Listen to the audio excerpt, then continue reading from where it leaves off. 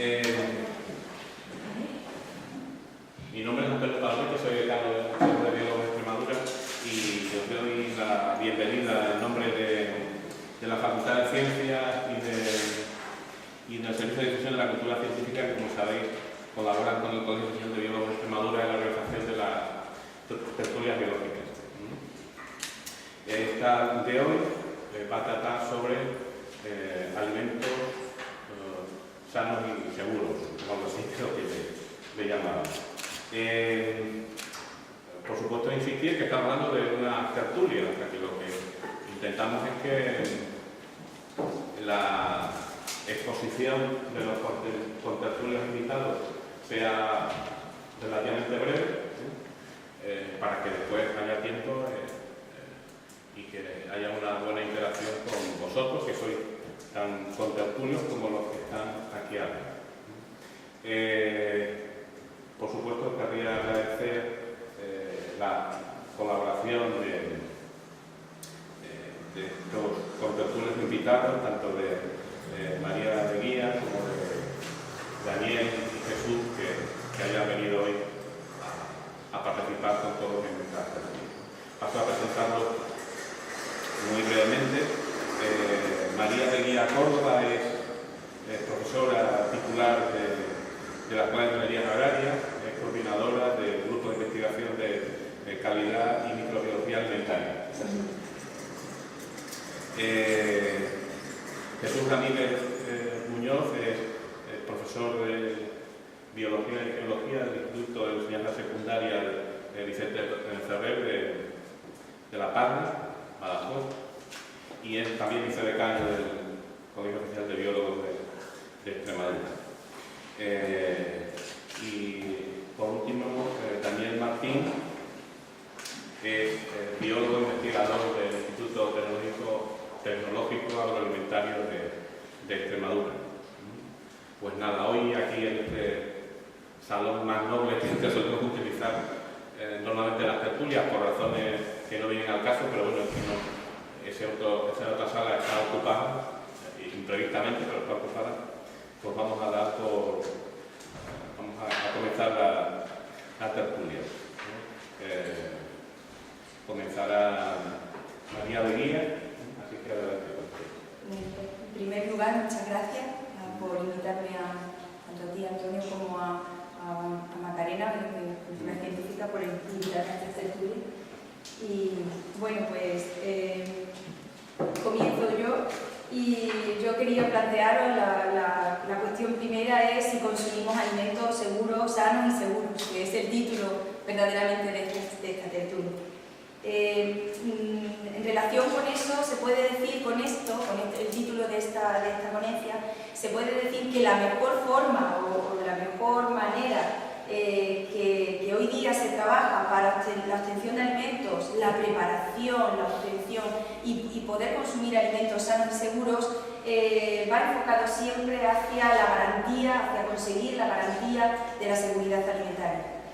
Tanto el gobierno como todas las autoridades, tanto inspectores sanitarios, veterinarios, farmacéuticos, todos los que realizan las inspecciones sanitarias, tanto como la Unión Europea, que su objetivo principal en el enfoque de la seguridad alimentaria siempre ha sido proteger la salud y los intereses de los consumidores, están de acuerdo que realmente la mejor forma de intentar conseguir alimentos sanos y saludables es implantando o llevando a cabo un sistema de garantía de la seguridad alimentaria. Este sistema verdaderamente comenzó a aparecer ya en los años 50, apareció en Estados Unidos, pero verdaderamente con la Directiva 93/43 de la CE es cuando se empieza a hablar de la importancia que tiene la higiene de los productos alimenticios. Este sistema de garantía de calidad está muy relacionado, o la política está muy relacionada con la frase esa que seguramente habréis oído mucho y que aparece en muchos medios de comunicación, desde el campo a la mesa. ¿Qué significa eso? Pues significa que hay que llevar a cabo controles exhaustivos en todas las cadenas, en todas las etapas de la cadena alimentaria. controlando las materias primas, tanto los productos vegetales como animales, se puede llegar, y después todas las etapas posteriores del procesado, se puede llegar a conseguir estos alimentos sanos y seguros. Para conseguir esto, para conseguir realmente esto, verdaderamente hay que hacer un análisis de peligros, un análisis exhaustivo de peligros y una evaluación del riesgo. Un análisis de peligros, por tanto, lo que tenemos que ver es cuáles son esos peligros que están realizados con los alimentos que comemos, ¿vale? Si nos fijamos en publicaciones y en datos que ha publicado la OMS, la Organización Mundial de la Salud, a nivel europeo y a nivel mundial, podemos ver datos recientes, bastante recientes, posiblemente prácticamente desde 1995 hasta casi nuestros días, de qué es lo que ocurre en relación con los peligros que están relacionados con los alimentos. Podemos encontrar varios tipos de peligros: peligros biológicos, peligros químicos y peligros físicos. Vamos a hablar un poco de qué dice la OMS sobre los peligros biológicos. ¿Aparecen peligros biológicos hoy en día, teniendo en cuenta que la salud del consumidor y que los alimentos, la seguridad de los alimentos no es cuestionable? ¿Aparecen peligros biológicos? Pues sí, bastantes. Se puede decir que en los últimos años, teniendo en cuenta que la descripción de los peligros biológicos, los brotes por intoxicaciones alimentarias, que se producen, solamente son públicas, se puede decir, entre el 1 y el 10% de los casos que ocurren en realidad. Se puede decir que en los últimos años han aparecido bastantes brotes por el consumo de alimentos, brotes de intoxicaciones alimentarias por el consumo de alimentos. ¿Cuáles son, más o menos, qué porcentaje de casos? Más de 30.000 casos se han producido, más de 300.000 casos, 30.000 brotes, más o menos. ¿Cuáles son los microorganismos o peligros biológicos más relacionados con todos los brotes que han ocurrido en estos últimos años? Bueno, pues principalmente el mayor porcentaje corresponde a Salmonella. Salmonella es un microorganismo que se ha descrito en los brotes relacionados con intoxicaciones alimentarias casi en un 77% de los brotes, destacando que prácticamente entre los años 1995 y 1998 hubo un repunte de aumento en el número de casos. Luego ha disminuido algo, pero sin embargo el porcentaje sigue siendo muy elevado. ¿Qué otros microorganismos nos podemos encontrar también relacionados con estas intoxicaciones alimentarias? Staphylococcus aureus, ¿vale? También, aunque el porcentaje es bastante menor.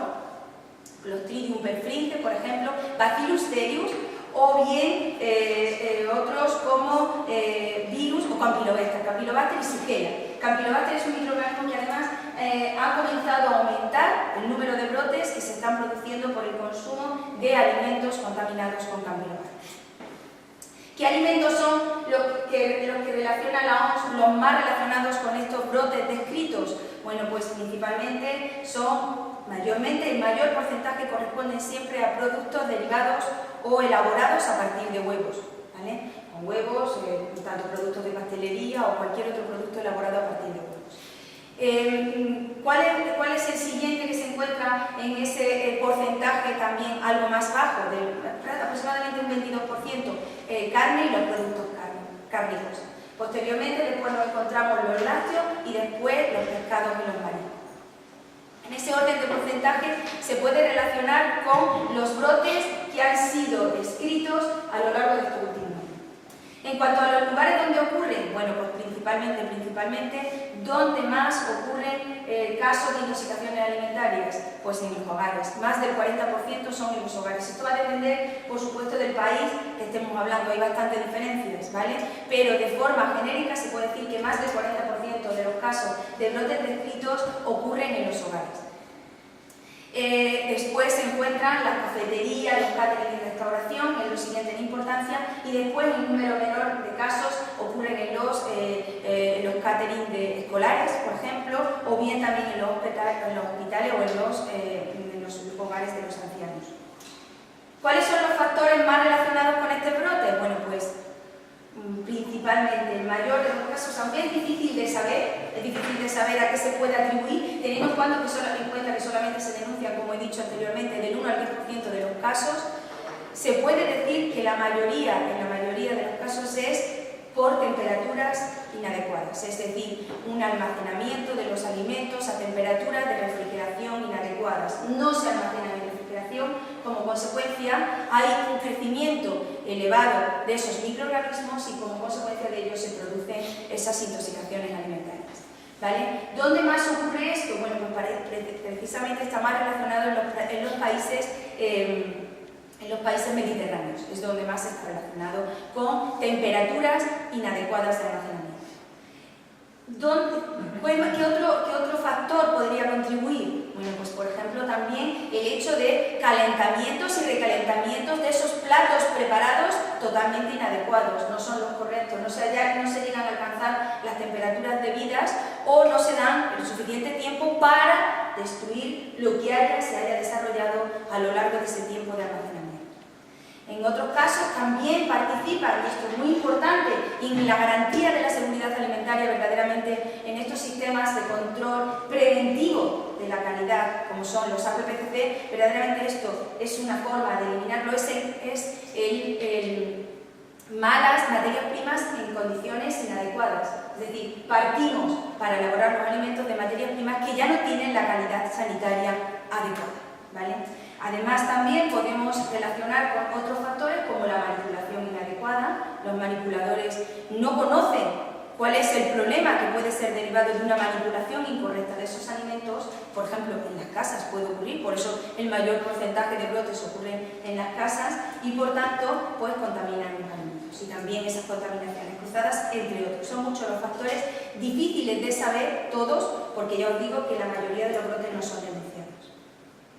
Esto por lo que respecta a los peligros físicos, pero los alimentos también tienen otro grupo de peligros que son los que se llaman los peligros químicos, que también hacen que los alimentos no sean sanitariamente seguros. ¿Cuáles son esos peligros que nos podemos encontrar? Bueno, pues son principalmente, como digo, son peligros químicos y el mayor problema que tienen estas sustancias que pueden llegar a los alimentos es que son acumulativos y que van a producir un efecto de tipo crónico. Por tanto, este tipo de peligros verdaderamente es difícil de relacionarlo con los alimentos, pero están ahí, ¿vale? ¿Cuáles son estos peligros? Bueno, pues, por ejemplo, estarían los plaguicidas, más adelante también mi compañero va a hablar más, ¿vale? Todo el grupo de los plaguicidas, en los últimos años se han visto los análisis realizados también por la OMS y realizados por expertos, han visto que en un elevado porcentaje los alimentos que consumimos exceden los límites en plaguicidas permitidos, los límites máximos permitidos. ¿Vale? También estarían los aditivos alimentarios, el mal uso de estos aditivos alimentarios que son necesarios, o bien, por ejemplo, en países como de Europa Oriental, por ejemplo, la presencia, y en otros países, la presencia de todos los metales pesados, como son el plomo, el cadmio, todos estos que van a aparecer en los alimentos y que también son acumulativos y que constituyen un peligro para el consumidor. Antibióticos también, todos los antibióticos que sabemos que crean resistencias, que hacen que determinados microorganismos se vuelvan resistentes, y las micotoxinas. Bueno, no me extiendo más.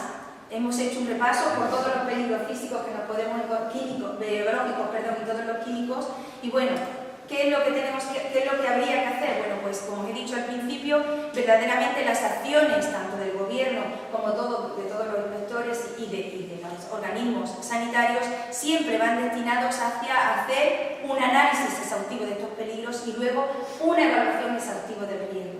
Hacia ahí van encaminados. Y a establecer incluso interrelaciones en los países en los métodos de control de calidad.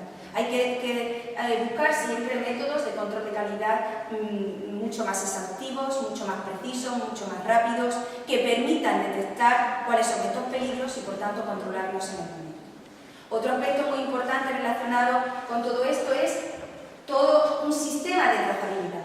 Para poder detectar hay que implantar sistemas de trazabilidad junto con los sistemas de garantía de seguridad alimentaria, y esta trazabilidad te va a garantizar detectar el alimento en todo el momento de la cadena alimentaria. Todo ello es fundamental para pues avanzar en la obtención de alimentos cada vez más seguros. Ya para terminar, simplemente hacer una relación de, y todo esto relacionado a nivel mundial y a nivel de la Unión Europea y por supuesto también a nivel español, pero vamos a centrarnos un poquito en Extremadura. En Extremadura, ¿cómo se relaciona? ¿Hay alguna línea prioritaria de seguridad alimentaria? Pues los estudios y todo lo que he estado viendo, verdaderamente la industria agroalimentaria es importante en Extremadura y entre sus líneas prioritarias y sobre todo todas las industrias, entre una de sus líneas prioritarias es el control de la seguridad alimentaria. ¿Qué es lo que se pretende? Bueno, pues buscar métodos más rápidos, seguros, que detecten directamente en el alimento y que puedan determinar tanto peligros físicos como peligros químicos como peligros biológicos. Otras líneas importantes que existen en Extremadura es ese aprovechamiento de sus productos y también aspectos innovadores en los productos agroalimentarios y en la mejora de los procesos. Uno de ellos es, por ejemplo, conocimiento o caracterización de los productos extremeños y buscar métodos para prolongar la vida útil de esos alimentos, ¿vale? Y conseguir con ello alimentos de más calidad y alimentos de elevada calidad sanitaria. Bueno, pues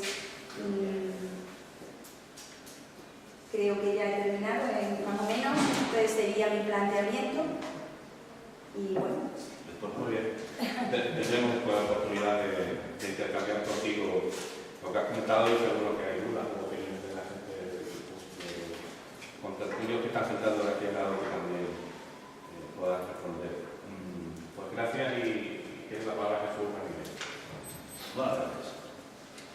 Bueno, la forma con la que he pensado la intervención, yo me voy a poner en el pellejo del público. No de vosotros, el público en general. ¿De qué mensaje y cómo? Me digo la educación, me digo enseñar, enseño biología, y resulta que hay un déficit importante con este tema, vamos a llamarlo la enseñanza arreglada o en el currículum oficial. De antemano pienso que una asignatura de nutrición y alimentación humana sería básica, creo que es fundamental tanto en primaria como en secundaria. Y ahora con la argumentación que vaya dando, veremos un poco por qué. Bruselas, bien sacando todos los temas a otros, pero dice, con el tema de la carne del caballo, en la tele, ¿no? Que va a poner una legislación donde pretende que la multa sea equiparable a la estafa. Y yo cuando leo esto digo, joder, para este viaje no hace falta mucha alforja. Si no me pillan, siempre dan. Y si me pillan, no pierdo nada. Esto es un mensaje dado directamente por la Comisión Europea hace 2 días. Vino una página web que es del Ministerio, que se llama alimentación.es, saber más para comer mejor. Y lo que veo allí es me fijo en las campañas de promoción. Y me he fijado en una que me ha llamado mucho la atención, hay muchas que llaman la atención, pero me he fijado en esta, la pera. Sí. ¿Y por esto qué será? Hablo de la pera y ponen 3 PDFs, una de ellas un cartel, un título y un vídeo. Bueno, pues me fijo en el cartel, veo todo. En el cartel que es un niño con 2 o 3 peras allí. Dice, comer pera para subir y bajar escaleras. Real, lo podéis ver en la web del Ministerio. Entonces, pues pienso que esta información, esto, la gente cuando llegue se habrá hecho de debate, se creará que están tomando el pelo, esto sirve para algo. Y, hombre, hay otras un poquito mejores, pero prácticamente desde el punto de vista divulgativo, de poder llegar a la gente con un mensaje que sea claro, que tenga claridad, que el público en general pueda entenderlo y asimilarlo y que eso le sirva en su vida cotidiana, pues, me parece a mí que no. De ahí lo de la asignatura. No puedo abordar la asignatura porque va un poco terminado, porque al final yo creo que nos queremos inventar cosas que después no funcionan. Legislación. Como de seguridad alimentaria yo sabía que había gente aquí que iba a saber mucho, y yo esto se lo voy a dejar. No, pero me he fijado en una cosa. Si quieres te lo doy después, vamos a tocar después, pero no hay. Pues hay 30 epígrafes diferentes sobre seguridad alimentaria y relacionado. La primera, el etiquetado. yo creo que vamos a hablar de este delante, ¿no? Bueno, hay 30 más. Pero cuando hables en el etiquetado, te encuentras que tienes 8 legislaciones comunitarias, españolas y autonómicas sobre esto. Y hay 30 de estos. He visto otra que son la leche y los productos lácteos. Tiene 14. Me he aburrido, porque la intención era sumarlo, pero son, yo creo que llega a muchos cientos de decretos reales, decretos, órdenes, directivas comunitarias sobre el legislativo. Cuando yo veo esto, lo que a mí se me viene a la cabeza es que esta es la mejor manera de no tener seguridad alimentaria jamás. Uno se vuelve loco con esto. O sea, tiene que ser un experto en legislación y en no sé cuánto para que esto funcione. Bueno, pues, y está, lo he sacado por si alguien, pero bueno. Son a título de ejemplo y de cómo muchas veces hacemos cosas que no vienen mucho. Hoy, las noticias que aparecían hoy en los medios de comunicación sobre este asunto, hoy de ayer, aparece una, dice, insomnio y alimentación. Está bien, en fin, es un artículo científico. Bueno, pues habla de las estaminas y de un montón de cosas. Viene en sociedad, no estoy hablando de un artículo científico, pero no, estoy hablando de un periódico, en una página de sociedad, basado en un artículo científico, pero donde aquello está para que la gente lo entienda, lo vea y le sirva para algo. Me lo leo, y esto se dirá 2 o 3, aparte de una serie de errores sustanciales desde el punto de vista científico, pero desde el punto de vista de la comunicación, pues un desastre magnífico. Al final uno no sabe si va a dormir, no va a dormir, o qué tiene que comer, es decir, se le está generando, porque ya eso se le genera estrés, se le genera angustia. Aún saliendo, sin saber ya, no sé qué puedo pensar. Aspectos éticos de la alimentación artificial. Esto va con el tema de los hospitales y tal. Ve aquello uno y dice, joder, porque lo está muriendo mi padre, mañana le digo al médico que le quite el modelo. Cuando lees un poco el artículo, otra, crear inseguridad. Es verdad que esta es una noticia un poco más así porque es de un congreso que se está celebrando ahora, o se celebró ayer o antes de ayer, que vale, pero te lo sacan en una página de sociedad en un periódico y donde cuando tú lees aquello, claro, hay tal incertidumbre sobre el asunto que uno no sabe a qué atenerse. La gente, esto es lo que recibe. Vamos acumulando un mensaje, voy a poner así alguno más relacionado con este tipo de mensajes que nos ha pasado recientemente. El ministro Arias Cañete con el tema de la caducidad del yogur, que se podía comer el yogur de cualquier. Lo mismo, digo, hasta muy poco tiempo, el mensaje, la fecha de caducidad tiene que cumplirse a rajatabla. Que no lo cumpla es un hereje y hay que, en fin. Ahora, que esto, que no, hombre, que no se ha podido comer toda la vida de cualquier manera, y yo me inventar un artículo, esto literalmente suyo. Si en ética está a 40 grados así puesto en el comer, pues eso mejor no te lo comas, pero el resto sí. En fin, este tipo de cosas, está el ministro de Cultura, ¿no? Otra cosa con respecto a esto, y me lo acabo de apuntar, me lo acabo de apuntar como por la línea venida de lo que tú has dicho, el tema de los metales pesados, por ejemplo, el salmón.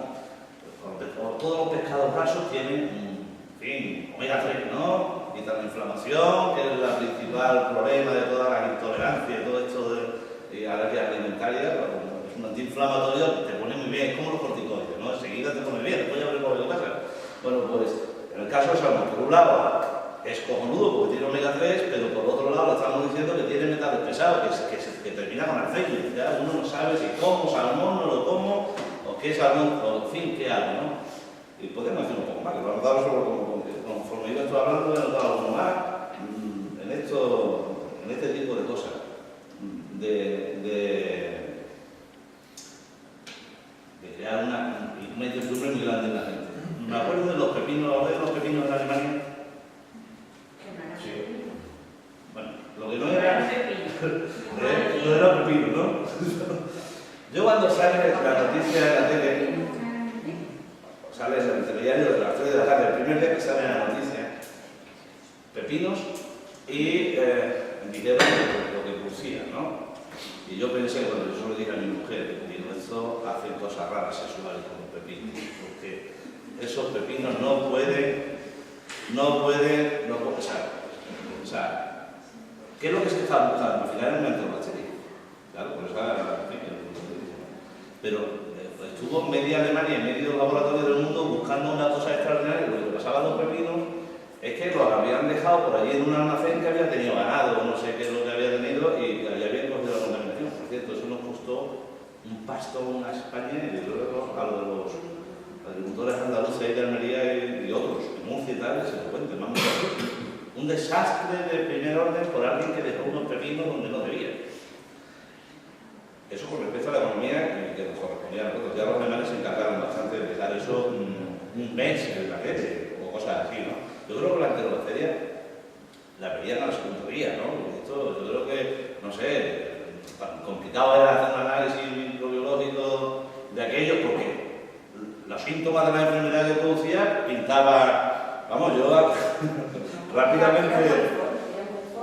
Bueno, pero lo único que era un serotipo distinto, pero bueno. Pero solamente era eso.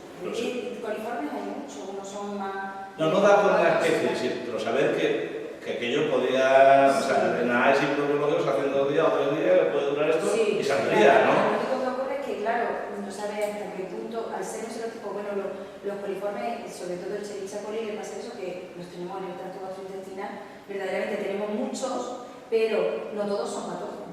Ahí está el problema, claro, entonces hasta que ellos averiguaron el serotipo, pero bueno, que el análisis es muy rápido. Pues rápido y que evidentemente todo apuntaba de primera mano. Puede proceder del campo, precisamente del agua de regadío. El agua de regadío puede estar contaminada con coliformes perfectamente en las aguas fecales, con coliformes fecales. No hay, vamos, eso es muy común, ¿sabes? Lo único que ocurre es que en este caso pasaría así, pero averiguarlo, la detección de Escherichia coli es muy rápido.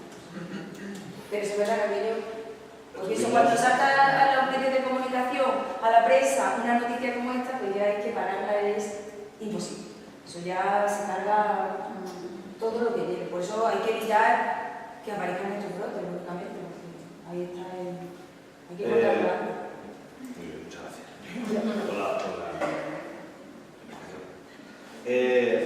Otra cosita que viene hoy, la enzima prodigiosa, una dieta de un japonés, Oromi, esto no sé cómo se lee, Shinja puede ser, bueno. Le propone un cambio radical, pero en definitiva, este hombre viene a decir que alimentos que tienen un contenido enzimático, enzimas, proteínas, pero después cuando va a la dieta que no le saca este tipo de proteínas. Los alimentos que dicen fundamentalmente vegetales, proteínas no tienen muchas, o sea, lo digo como provocar equívocos, ¿no? También dice el amigo este en su dieta que totalmente prohibirá la leche y la margarina, la prohíbe, bueno, o sea, no, si quien haga caso a esto, prohibida la leche en su totalidad, nada de tonterías, o sea, no estamos hablando de que no, y la margarina, bueno, que yo sepa, ojalá no yo sepa, la margarina es una grasa feta que es artificial, pero que tiene una para la salud, pues si fuese parecida a una grasa saturada, no más de lo que, pero sí, el efecto de nutrición. Bueno, pues esto de hoy, el vídeo de hoy, de uno esto, bueno, no sé me voy a sacar, yo tengo unas cuantas más, pero para lo que queremos hablar es suficiente por no tardar mucho. Una cosa que es sorprendente con respecto al tema este de la carne de caballo, bueno, pues aquí, creo que es en España, yo creo que una parte de España, eso lo tenía que haber estudiado, no lo han dado. La PCR, la reacción cadena de la sal, es, por visto, una técnica rapidísima para ver el ADN de alimento del que tú quieras, vamos, y se hace echando leche.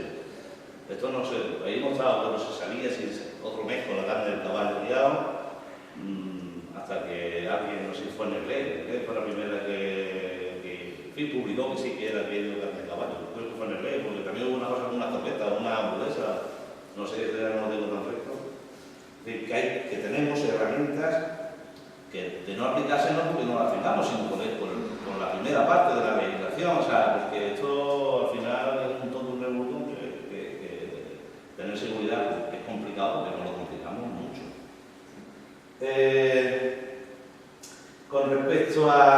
los problemas de sobrepeso y de cosas con respecto a la educación de la población general, y de lo digo yo, que yo tengo mucho sobrepeso, más de lo que debiera, ¿no? Yo me da un poco de corte siempre hablarlo. De vida tiene que hablar con... Bueno, pues decía el amigo bien que era más complicado cambiar de hábito alimentario que de patria o de equipo de fútbol. Quien le guste el equipo del fútbol sabe cómo es eso, y la patria no quiero decir nada, porque esto está difícil. Con lo cual, esos hábitos alimentarios, una vez que se comen, yo creo que una persona cuando tiene 12 o 13 años y tiene los hábitos alimentarios para el resto de su vida, pues habla de toda la vida. ¿Cómo? Pues ahora después de la escuela primaria, en casa por supuesto, pero al final, si lo que tú enseñas en casa en 1 hora o 2 horas, dices, no, es que eso se queda más, bueno, eso se queda más o no. Después lo que veis fuera es todo lo contrario, es muy complicado. O sea, al final, no sé dónde se quedará el fiel de la balanza, ¿no? Pero lo que hay en la calle, lo que se ve fuera, medios de comunicación, tele, todo lo que ve cualquier niño, por mucho que tú quieras allí RQR, el niño al final termina en no. Entonces, yo creo que es imprescindible una formación básica, el currículum oficial de primaria y continuar. Bueno, pues sobre el peso tenemos que... Me ha sorprendido. El 44,6% de las españolas dicen que está gorda. De los hombres, el 50%. Y los niños vamos también ya el 45%. No sobre eso. Si la OMS dice que la obesidad es una enfermedad, es una pandemia de narices, ¿no? Todo un desastre. Y si hacemos caso a la Grande Gobierno, en cuanto a lo de cambiar, pues aquí los métodos tienen que ser preventivos. Lo de la asignatura, claro. ¿No? O lo que sea. Voy a terminar de actuar cosas más.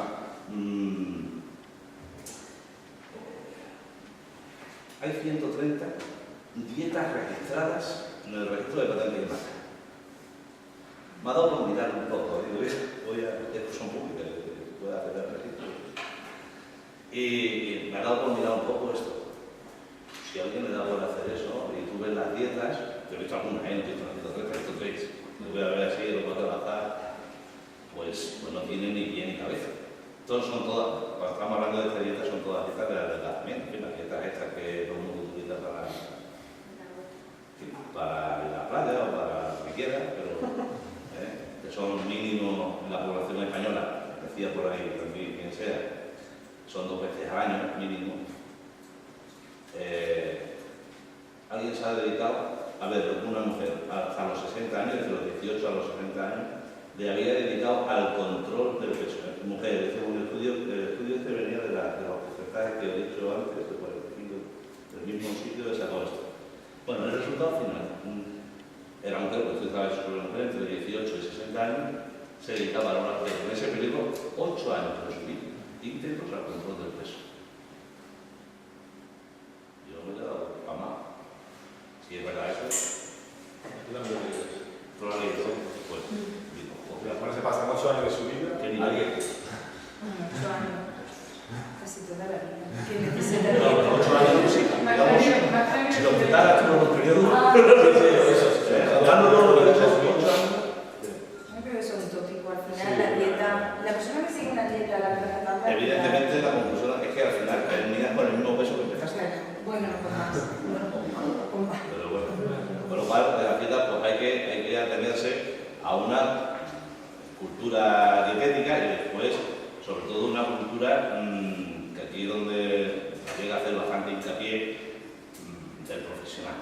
O sea, no de cualquier sitio se puede sacar una dieta incluida las 130 estas registradas ahí, que es lo da miedo ver por uno.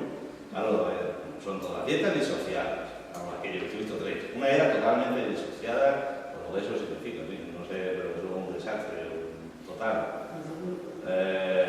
Unas dietas hipocalóricas, me he puesto ahí a sumar un poco, viendo una tabla, que no llegaban a 800 kilocalorías. O sea, claro, se ha adelgazado por tiempo, los segundos, y con desequilibrios nutricionales magníficos.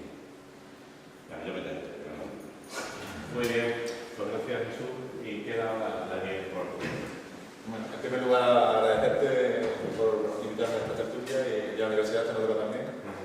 Y bueno, cuando me planteaste el título de la tertulia, bueno, pues yo estuve pensando si los alimentos eran sanos y seguros a nivel de consumidor. Yo trabajo en un centro de investigación, tampoco soy experto en legislación, pero bueno, conocemos algo. Entonces lo primero que pensé un poco en ver la definición. ¿Los alimentos son sanos? ¿Y qué son alimentos sanos?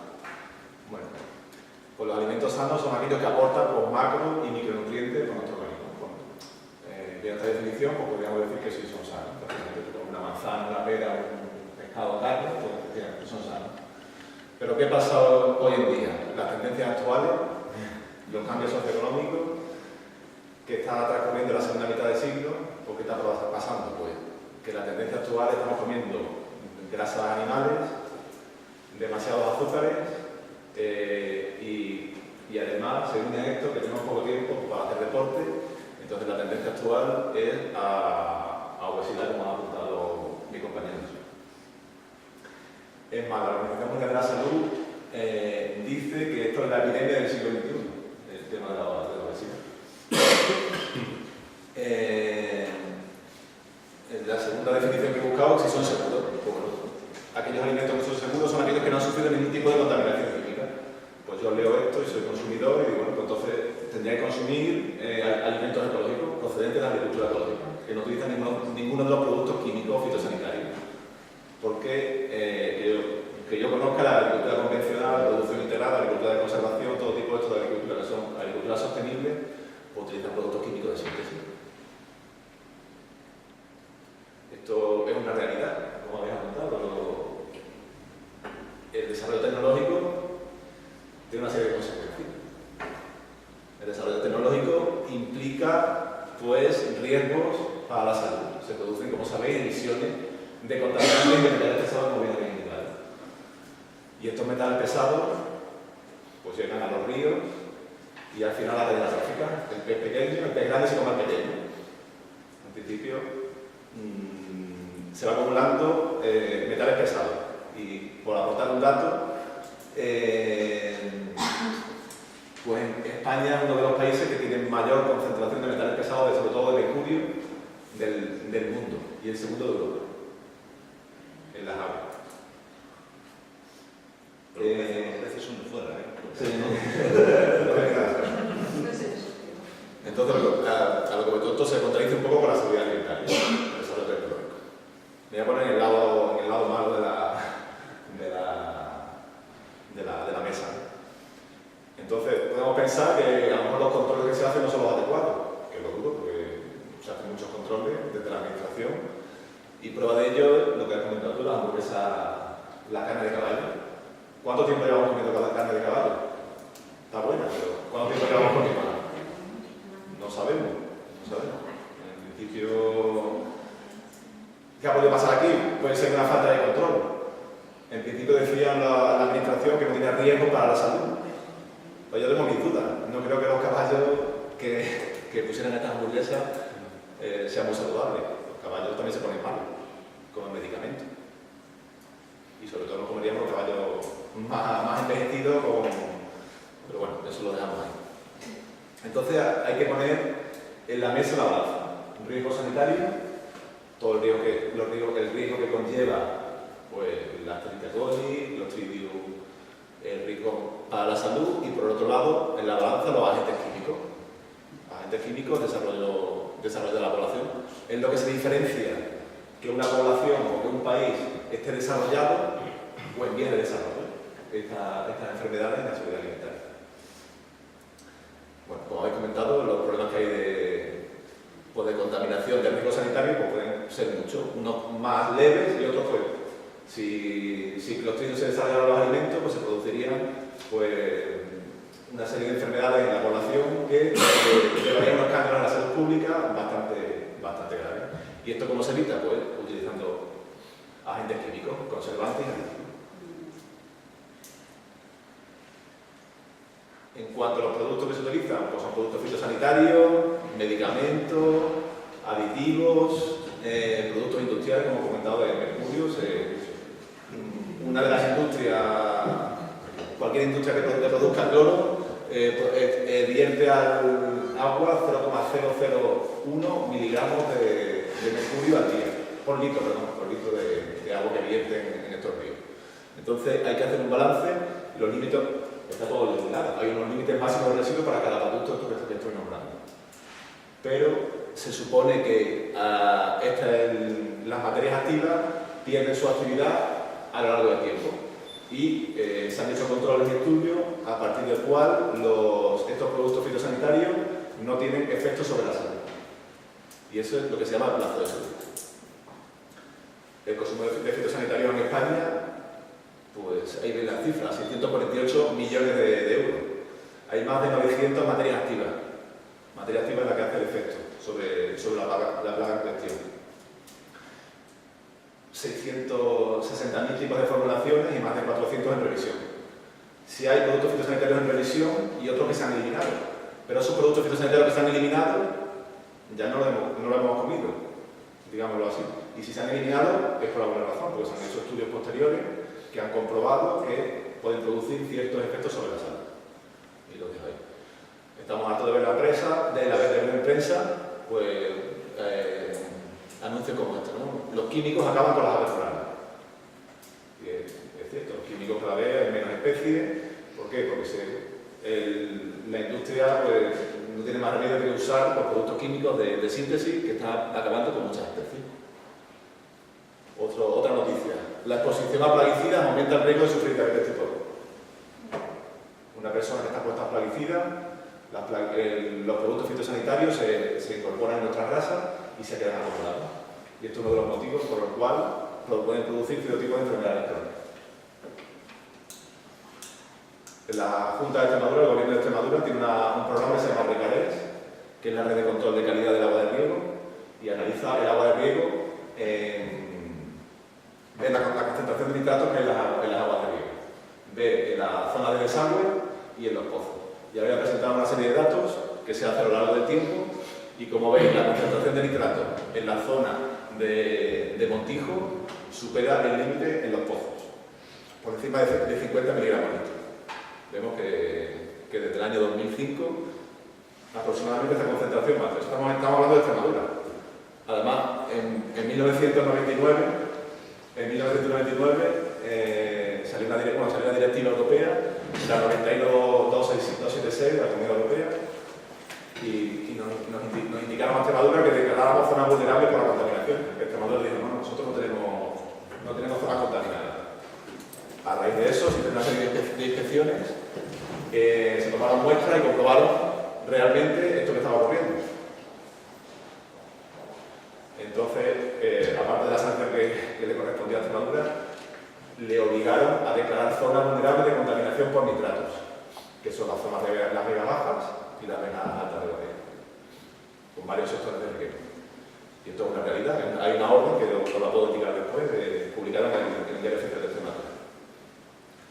Ya, la última parte de la charla, hemos visto ya todos los efectos que tienen los productos químicos, y voy a intentar trasladar el tema de los conservantes. ¿Os habéis fijado en los conservantes cuando vamos a los supermercados? Por ejemplo, estos señores aquí en plan de risa tienen un conservante en los quesos que está relacionado con alteraciones tumorales. Existen muchas campañas contra los conservantes. Yo quiero decir que cuando hay un conservante en un alimento, quiere decir que ese conservante ha sufrido un estricto control por parte de la EFSA, ¿no? Que es la autoridad a nivel europeo de control de estos aditivos. Entonces, por una parte son seguros, pero voy a ver un poco la parte negativa de todos estos aditivos. Existen aproximadamente, están autorizados unos 128 aditivos alimenticios. De estos aditivos, 8 están relacionados con alteraciones tumorales. Como he dicho, yo soy investigador y he buscado bibliografía sobre estos aditivos. 66 son inocuos, completamente inocuos, que no había problema. Y otros tantos pues, están relacionados con distintas alergias, alteraciones digestivas o alteraciones en la visión. Esto es la etiqueta de un tranchete, de un queso. ¿Sabes lo que significa la E que viene ahí? 330, puedes poner o el aditivo, los aditivos se numeran con una letra E, seguida de una numeración de 3 o 4 dígitos, siendo el primer dígito si es un conservante, un edulcorante, etc. Pues en este caso, este queso tiene ácido cítrico, todos conocemos el limón o la naranja, que no hay problema, yo lo estudio, y los productos tecnológicos que desarrollamos en nuestro centro solemos usar pues, zumo de naranja pues, para bajar el pH. Como sabéis, el pH bajo hace que no crezca y se desarrolle la flora microbiana. Luego, por otro lado, tenemos el E452, que si vemos un polifosfato, que si vemos la lista de los aditivos, pues este ya empieza a buscar algo ya más negativo. Los polifosfatos están relacionados con determinadas alteraciones metabólicas en el cuerpo. Y además es un quelante que captura metales. Y bueno, este tampoco no es muy recomendable. Luego tenemos el 202, este sorbato potásico. Y estos dos últimos, en el caso de los quesos, la goma de semilla del garrobo y la goma santa, que en principio advierten un consumo excesivo, pues no es bueno para la salud, pero bueno, a baja dosis, pues pone que son ligeras flatulencias y no se digiere bien. Las alubias en bote. ¿Por qué le añaden porquería? Pregunto yo. Me he preguntado, yo fui al supermercado otro día y me encontré esto. Las alubias son muy buenas para la salud, tienen unos beneficios muy positivos para la salud. ¿Para qué le añaden porquerías? Entonces, si vemos la etiqueta pequeña, vemos que tiene el EDTA. Y vemos aquí en el EDTA es el E385, se llama etilendiamino tetracetato de calcio y sodio. EDTA, calcio y sodio. Pues después de buscar en bibliografía encuentro que puede llegar a provocar lo que pongo en la transparencia, trastornos intestinales, calambres musculares, daño renal y sangre de la orina. Además, estas alubias también contienen sulfitos. Los sulfitos todos los hemos visto en los vinos. En los vinos contienen sulfitos. No sé que sean, bueno, los sulfitos y dióxido de azufre. He puesto las marcas, igual no tenía que haberlas puesto, pero bueno. También fui a Mercadona, a Hacendado, y también encontré unas alubias iguales que esta, y en vez de sulfitos añadían dióxido de azufre. El azufre, producto de la combustión del azufre, bueno. Efectos secundarios, he leído en bibliografía que reduce la cantidad de vitaminas en nuestro organismo y además puede tener problemas en la respiración de las personas asmáticas. Personas con problemas de respiración pueden tener ciertos problemas. Pero bueno, en principio tampoco es muy grave. Me alegra que después de buscar en toda la estantería he encontrado productos similares a este que no llevan aditivo. Cierto que son un poquito más caros. Estos dos del medio, sobre todo, pues son de productos procedentes de la agricultura ecológica, que como he dicho al principio de mi conferencia, que no están autorizados los productos fitosanitarios. Entonces me alegra que el mismo producto o productos parecidos pues pueden llevar aditivos o menos cantidad de ellos. Los zumos. En los últimos años se está sustituyendo el azúcar, pongo ahí ojo, sin azúcar añadido. Se utiliza el aspartamo. El aspartamo, si vemos la lista de edulcorantes, es el E951 y en la bibliografía he encontrado pues, cosas horribles, la verdad. Bueno, la voy a leer, no pasa nada. Está relacionado con tumores en el cerebro, esclerosis, epilepsia y la diabetes. Entonces, estos productos. Me he pateado todos los kioscos de Badajoz y he encontrado que no soy capaz de casi todos los chicles que hay en los kioscos contienen este producto. Casi todos los chicles. Apartados. Lo vemos ahí en el cuadradito pequeño. Solo en el líder he conseguido encontrar uno que tienen los sols, el xilitol, moliol, efectivamente. Eso te advierte que tiene efectos laxantes, pero bueno. Yo, puesto a comer chicle, pues prefería comerme ese, que es más saludable que el otro. Entonces, estoy haciendo una pequeña visión para que cuando vayáis al supermercado, vayáis a comprar, aquí tengo unos cuantos productos que luego los podemos comentar, o que nos fijemos un poco. Vemos un poco lo que estamos comprando y hay alternativas. Hay alternativas en cuanto a pues, a comprar los productos con menos conservantes. Y cierto que estoy de acuerdo con lo que tú has indicado, que los conservantes son necesarios. Si no hubieran conservantes, pues habría mucho riesgo para la salud. Bueno, quiero terminar, vamos a ir un poco negativo. Bueno, el futuro un poco son los alimentos funcionales. Los alimentos funcionales, ya se decía antiguamente que nuestro alimento sea nuestra medicina. Que nuestra medicina sea nuestro alimento. Una frase, a mí me encanta. Muy bien. Y bueno, pues, si luego si quieres comentar algo de los alimentos funcionales, pues estaría encantado. Pues nada, hemos concluido así las intervenciones de los contertulios invitados, así que es el momento de todo. Preguntas, comentarios. Entonces, pues cuando se permite o se aprueban esas dosificaciones, se hacen estudios muy exhaustivos de cuánto se ingiere la dieta pues, por la persona media o por los grupos más sensibles de las poblaciones. Eso yo creo que es muy importante, no solo en cuanto se haga en un alimento, sino la importancia que tiene ese alimento en la dieta. No es lo mismo un alimento que se utiliza habitualmente que alimentos que son menos frecuentes. Lógicamente todo eso está contemplado. Eso no quiere decir que lógicamente los residuos de plaguicida, de herbicida, de residuos de medicamentos, pues falta mucho que estudiar, sobre todo efectos sinérgicos, porque a lo mejor uno solo pues no tiene. Ese es el problema, que los estudios sobre todo se han hecho con productos individuales y en cortos espacios de tiempo, ¿no? En poco tiempo. Entonces, a lo largo del tiempo y a lo largo de la historia se han ido eliminando productos. Todos conocéis el DDT, ¿no? Qué bueno era el DDT, el DDT, el diclorodifenil tricloretano. Eso las plagas era estupendo, dejaba aquello.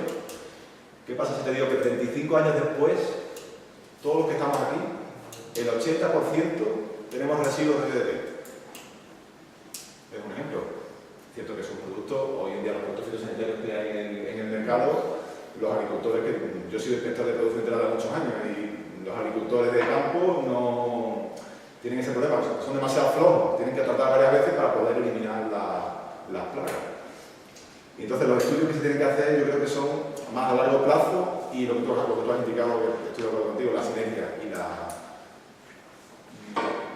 A ver, yo creo que sí es verdad que nosotros hemos planteado unos peligros, pero verdaderamente, y además lo he dicho, desde que apareció la directiva en 1994 del control higiénico y hacia la seguridad alimentaria, verdaderamente los controles cada vez son más exhaustivos. Eso no es que los controles van hacia un nivel preventivo y por tanto verdaderamente que se ha mejorado mucho, pero muchísimo en todos los aspectos. Y sigue habiendo brotes, verdaderamente. Yo, por ejemplo, he hablado de los brotes, y por lo que respecta a los peligros químicos, todos los peligros químicos están muchísimo más controlados.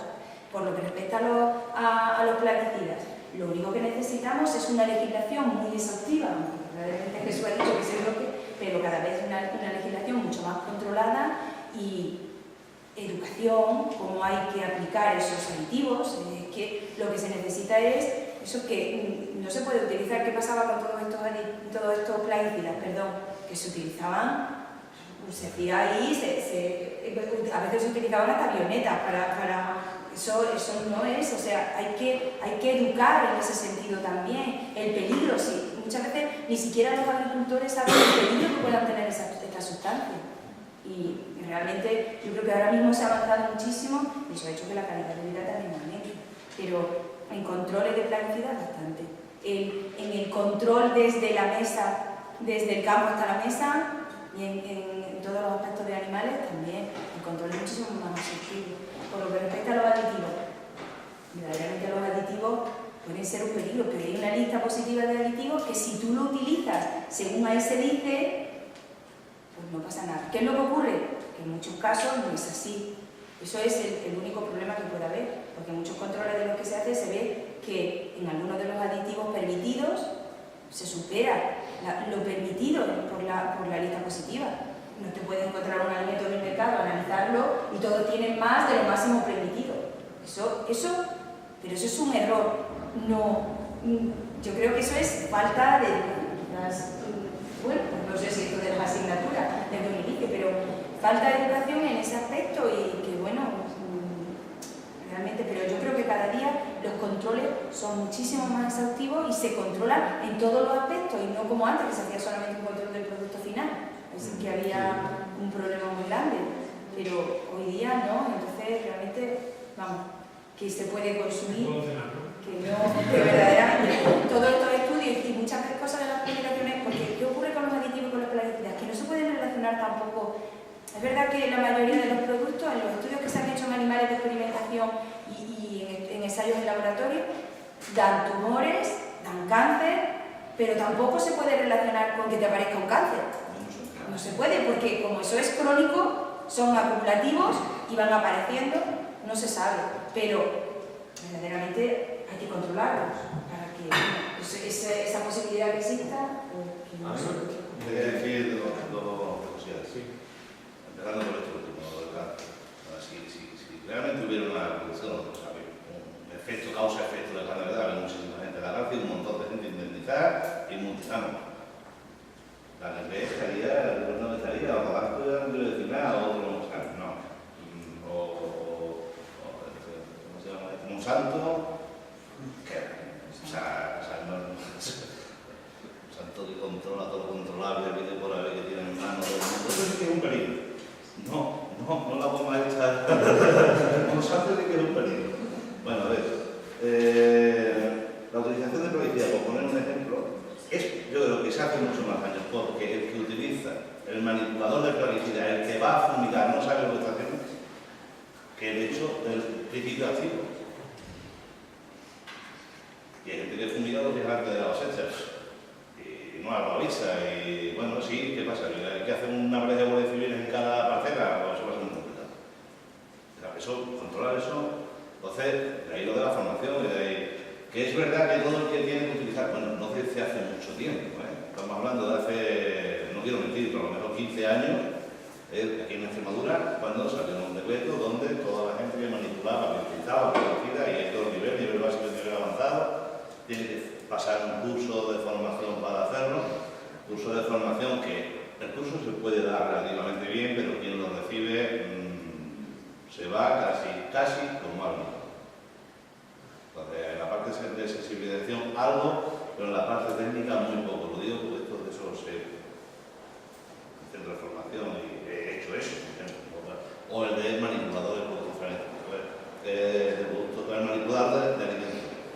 Es otro curso de 5 horas, que es lo que es este. Bueno, hay dos. Uno de 4 horas y otro de 10, que es lo que son.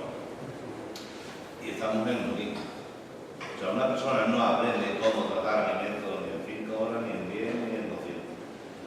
A determinados niveles. O sea, y de ahí que haya por las casas. ¿Cuáles son los principales problemas en las casas? En el tema de la hostelería, por ejemplo, hay menos, pero porque ya por ley también está obligado todo establecimiento de hostelería a contratar a una empresa que lleve los controles del punto crítico. La APCC, no sé cómo se dice esto. APPCC. Porque si no, después de ir al escritorio y te mete mano.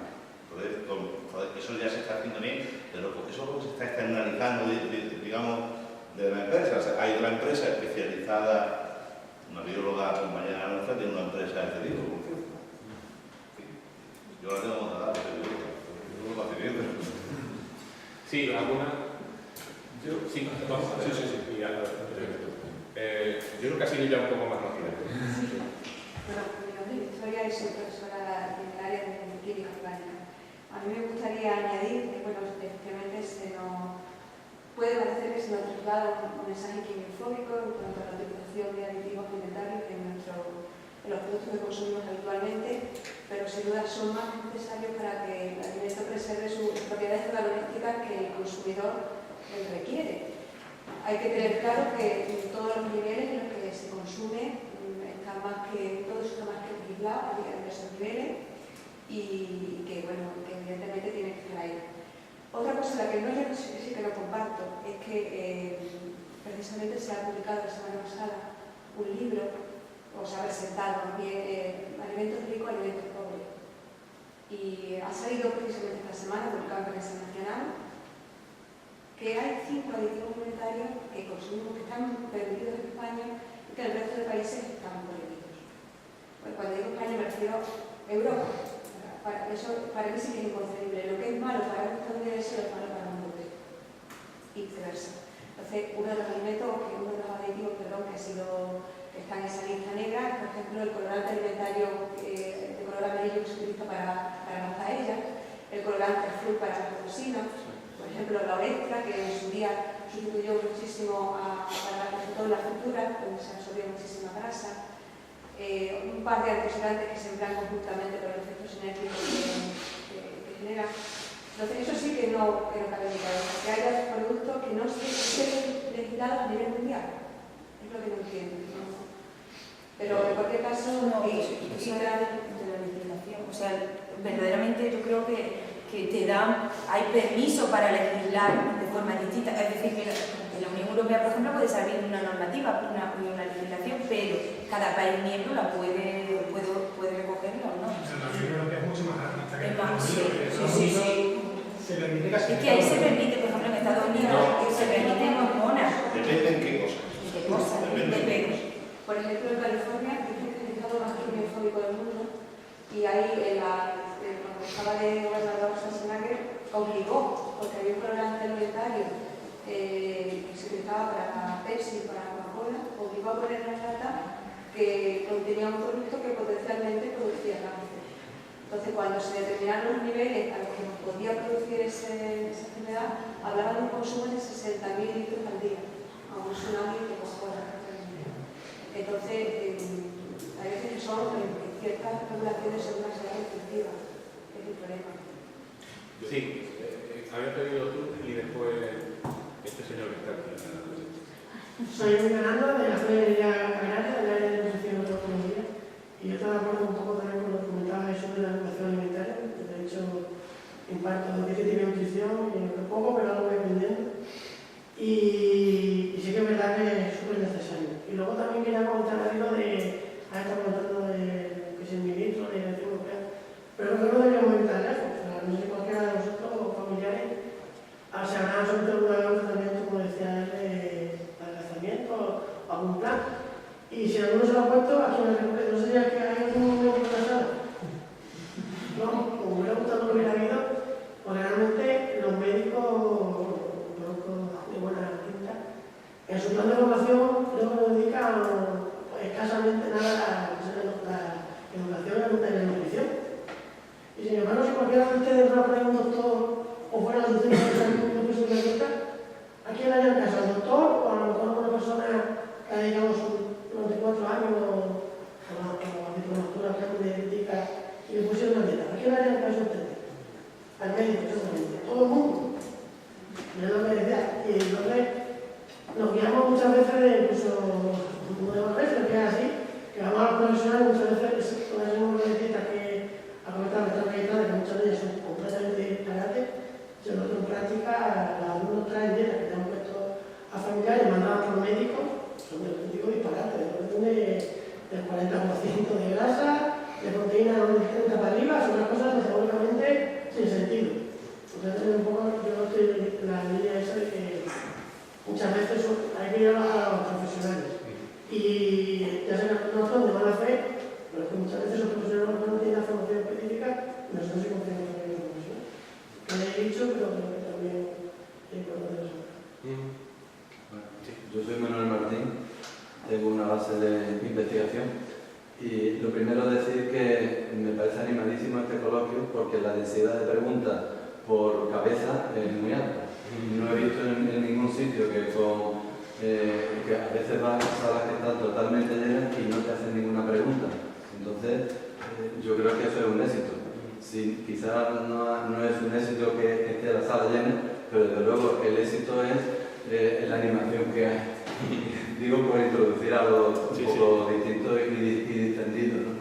Y también hablando de lo que es la vida misma y de lo que es la, pues más que nada las historias políticas de los países, que muchas veces todo esto tiene mucho que ver con la política. Yo voy a contar un tema.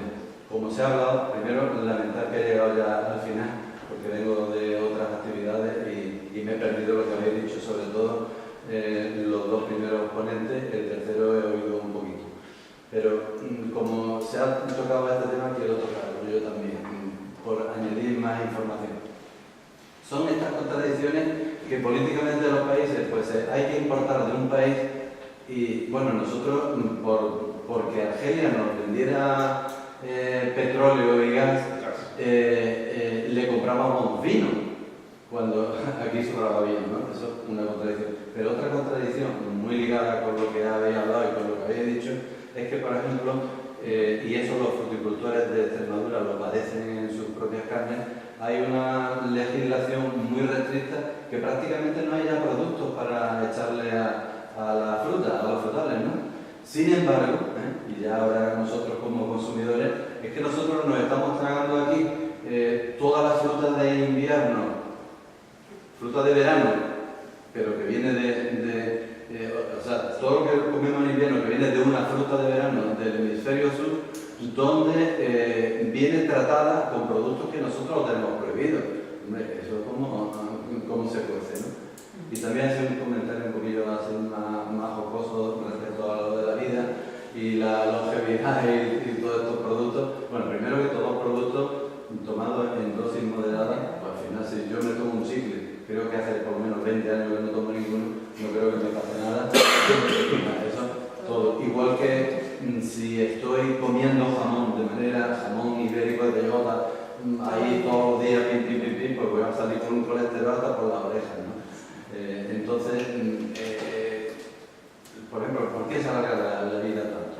Pues así a bote pronto. Primero, porque ahora se come.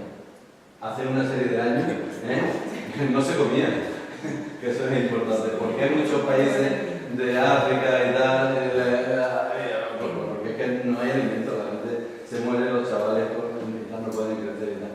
Y también la medicina ha avanzado muchísimo, y sobre todo dentro de la medicina lo que más ha avanzado es la cirugía. Hay mucha gente que está caminando gracias a la cirugía, ¿no?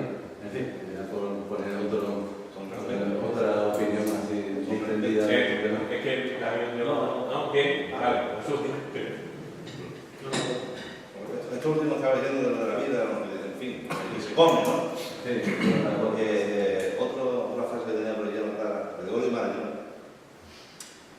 decía que el tocino había salvado muchísimas más vidas que había matado. Lo digo esto no por el tocino, sino porque la alimentación o los hábitos alimentarios hay que verlos en el contexto en el que uno vive. Es decir, mi padre trabajaba en el campo, o sea, todo. Yo como, no sé, pero la tercera parte o la cuarta parte de lo que comía y con mi padre que tiene 86 años. Pues eso lo vemos a los problemas a comer. Yo estoy más volver. Claro, porque no gana. La tercera parte es fija, comiendo lo mismo. Claro, pero yo no me muevo hacia ya. Yo que juego al fútbol cuando estoy aquí, cuando sea, pues el ejercicio es muy poco. Y esto se nota, aunque coma bien, muy complicado, si no gastas nada. ¿Alguna otra? Yo quiero... Sí, yo veo algo. Sí, sí. A mí una cosa que no me gusta es que al consumidor le engañen. Algo tan sencillo como eso. Es decir, yo tengo una niña y para mi niña lo mejor. Entonces a la vez de comprarla con anillos, por ejemplo, una carne cocida de Danone, tan riquísimo, tan buenísimo. Entonces ahora te vas a la etiqueta, con la lupa, ves la etiqueta y ves los carmines. ¿Qué serán los carmines? En principio parece algo bueno. Entonces si profundizas un poquito, carmines viene del ácido carmínico. ¿De dónde sostiene? O mañana cuando podáis lo veis en internet, lo ponéis en internet y sale una señora en internet, un vídeo buenísimo, que es cómo recoge las cochinillas, porque ven, el carmín es el E120, cochinilla, ácido carmínico y carmines. Pero en vez de poner E120, los carmínicos para mi niña, ¿sabes? Ponen carmines y obtienen, carmines se obtiene con ácido clorhídrico, procede de cochinillas, que son insectos. Estas cochinillas van al laboratorio, se secan, hacen proceso. Ponerlo en internet, no voy a enrollar más en el tema. Pero a lo que voy, lo mejor para mi niña. Veo la etiqueta, un 5,8% de fresas. Y en el anuncio se ven los niños todos felices, como comen sus fresitas, y como comen eso, y es un engaño. Ahora me voy al hacendado, a Mercadona, sí. Igual tiene esta natilla, están de oferta ahora, sí, si os interesa. Igual, contienen los mismos carmines, pero no tienen, ¿ves que tiene fresa? Pues fresa no tiene. Tiene el dibujo, pero no tiene fresa. Este no tiene fresa. Tiene lo podemos ver, que no me estoy inventando. Leche entera 80%, azúcar, nata, almidón, modificado, lactosa, proteína de leche, aroma, gelatina de cerdo, colorantes, carmines. Fresa es que ni siquiera se la han asomado. Entonces eso, a lo que voy, yo creo que nos están engañando. Lo mejor para la niña, pero en cuanto a los alimentos funcionales, pues igual lo mejor para mi niña. La tabaca, almidón. ¿Qué os indica eso? O el actimel, otro ejemplo, el actimel. El actimel, el LK6 inmunitario. Es lo mejor que hay, ¿no? Pero no, el LK6 inmunitario lo que no está haciendo el efecto. Es la vitamina B6. Es lo que hace que ayuda al sistema inmunitario de tu bebé. Y luego pequeñito, enriquecida con hierro. Te vas al reglamento de la Unión Europea, reglamento 432 del 2012, que aparece en la lista de declaraciones autorizadas de propiedades saludables de los alimentos. Te vas a la lista, que esto es un avance, que está muy bien, que yo estoy de acuerdo con esto, en parte. Tiene sus defectos, que lo podemos comentar si queréis. Y entonces buscamos el hierro y es la sustancia y la declaración que pueden hacer para poder poner esto para la niña. Y entonces el hierro contribuye al funcionamiento normal del sistema inmunitario. Entonces lo puedes añadir siempre que añades hierro, pero te están engañando tú. Usted piensa que es en el caso de Actimel, que es el LK6 inmunita, el que te hace el efecto positivo y no es así. Entonces, yo estos engaños que no puedo con ellos. Ahora el Danone ha cambiado, el Actimel ha cambiado el anuncio. Y ya aparece en el anuncio la vitamina B6 ahí que se actúa como el LK6 y hace como la amistad y hace el efecto. Entonces, no entiendo bien. Vitamina B6 hace el efecto sobre el sistema inmunológico, pero la bacteria hace otro. Pero tú para poder declarar eso en una etiqueta, tiene que estar demostrado científicamente. ¿Cómo se demuestra eso? Tienes que validar. Nosotros diseñamos un alimento, por ejemplo un alimento agua enriquecida con compuestos fenólicos, pero para tú poder decir en tu etiqueta que ayuda al sistema inmunológico, tienes que validarlo. Eso cuesta muchísimo dinero, tiene que trabajar en investigación, trabajar con animales y con humanos. Y esto tiene que evaluar la EFSA, que es la agencia de la Unión Europea. Entonces, han sacado este reglamento. Entonces, todos los nutrientes que aparezcan en este reglamento tú los puedes declarar. Puedes hacer la declaración. Siempre que contengan los compuestos, o puedo leer varios, por ejemplo, conocéis el Daiku, ¿no? El Danacol. Pues eso yo creo que es de los que funciona. ¿Por qué? Porque contiene esteroles. Los esteroles que hacen, compiten en el intestino en la absorción del colesterol. Entonces, al competir, ¿qué hace? Porque el colesterol se excreta. Dice la declaración, si buscamos aquí los fitosteroles, la declaración, si contiene fitosteroles en tu producto, en el caso de Daiku, puedes poner en tu etiqueta, puedes poner que contribuyen a mantener niveles normales de colesterol sanguíneo, siempre y cuando, miren en la siguiente columna, tú pongas, contenga más de 0,8 gramos de fitosteroles o fitosteroles. El consumo diario. Y en este caso, estos productos que he comentado contienen 2 gramos. Se supone que en el intestino hay una degradación, una pérdida, y la absorción en el torrente sanguíneo, pues aproximadamente 0,8. Si te tomas un Danacol al día, en teoría hace el efecto. Pero a lo que voy, que no sé si me entendéis un poco. Si tenéis una pregunta. Yo creo que puede ser que el etiquetado en algún momento sea engañoso. Por ejemplo, esto fresa. Pero yo creo que el etiquetado es muy útil porque informa bastante detallado al consumidor. Ahora, que a veces los anuncios publicitarios, que ya no estamos hablando de eso, porque ya no tenemos tantos anuncios en la tele, pero puedan llevar a error, sí, eso sí que puede pasar, pero el etiquetado en sí es algo súper beneficioso para el consumidor y es un avance muy grande que se detalle. Que tengas que detallar, por ejemplo, si es un organismo transgénico, es un alimento transgénico, si tiene más de un 1%. Eso es fundamental, es que de verdad puede producirte esta alergia. Yo creo que el etiquetado es un avance muy grande. Ahora, otra cosa son la publicidad. Un momento, que Victoria, ¿no? Sí. Pero antes, para este tema. Sí, le dejamos. Si no, sí, dale. Con el tema de la actuación. A ver, una cosa es la acción directa sobre el sistema inmunológico que influye la vitamina B6 como 80.000 cosas más o 200.000.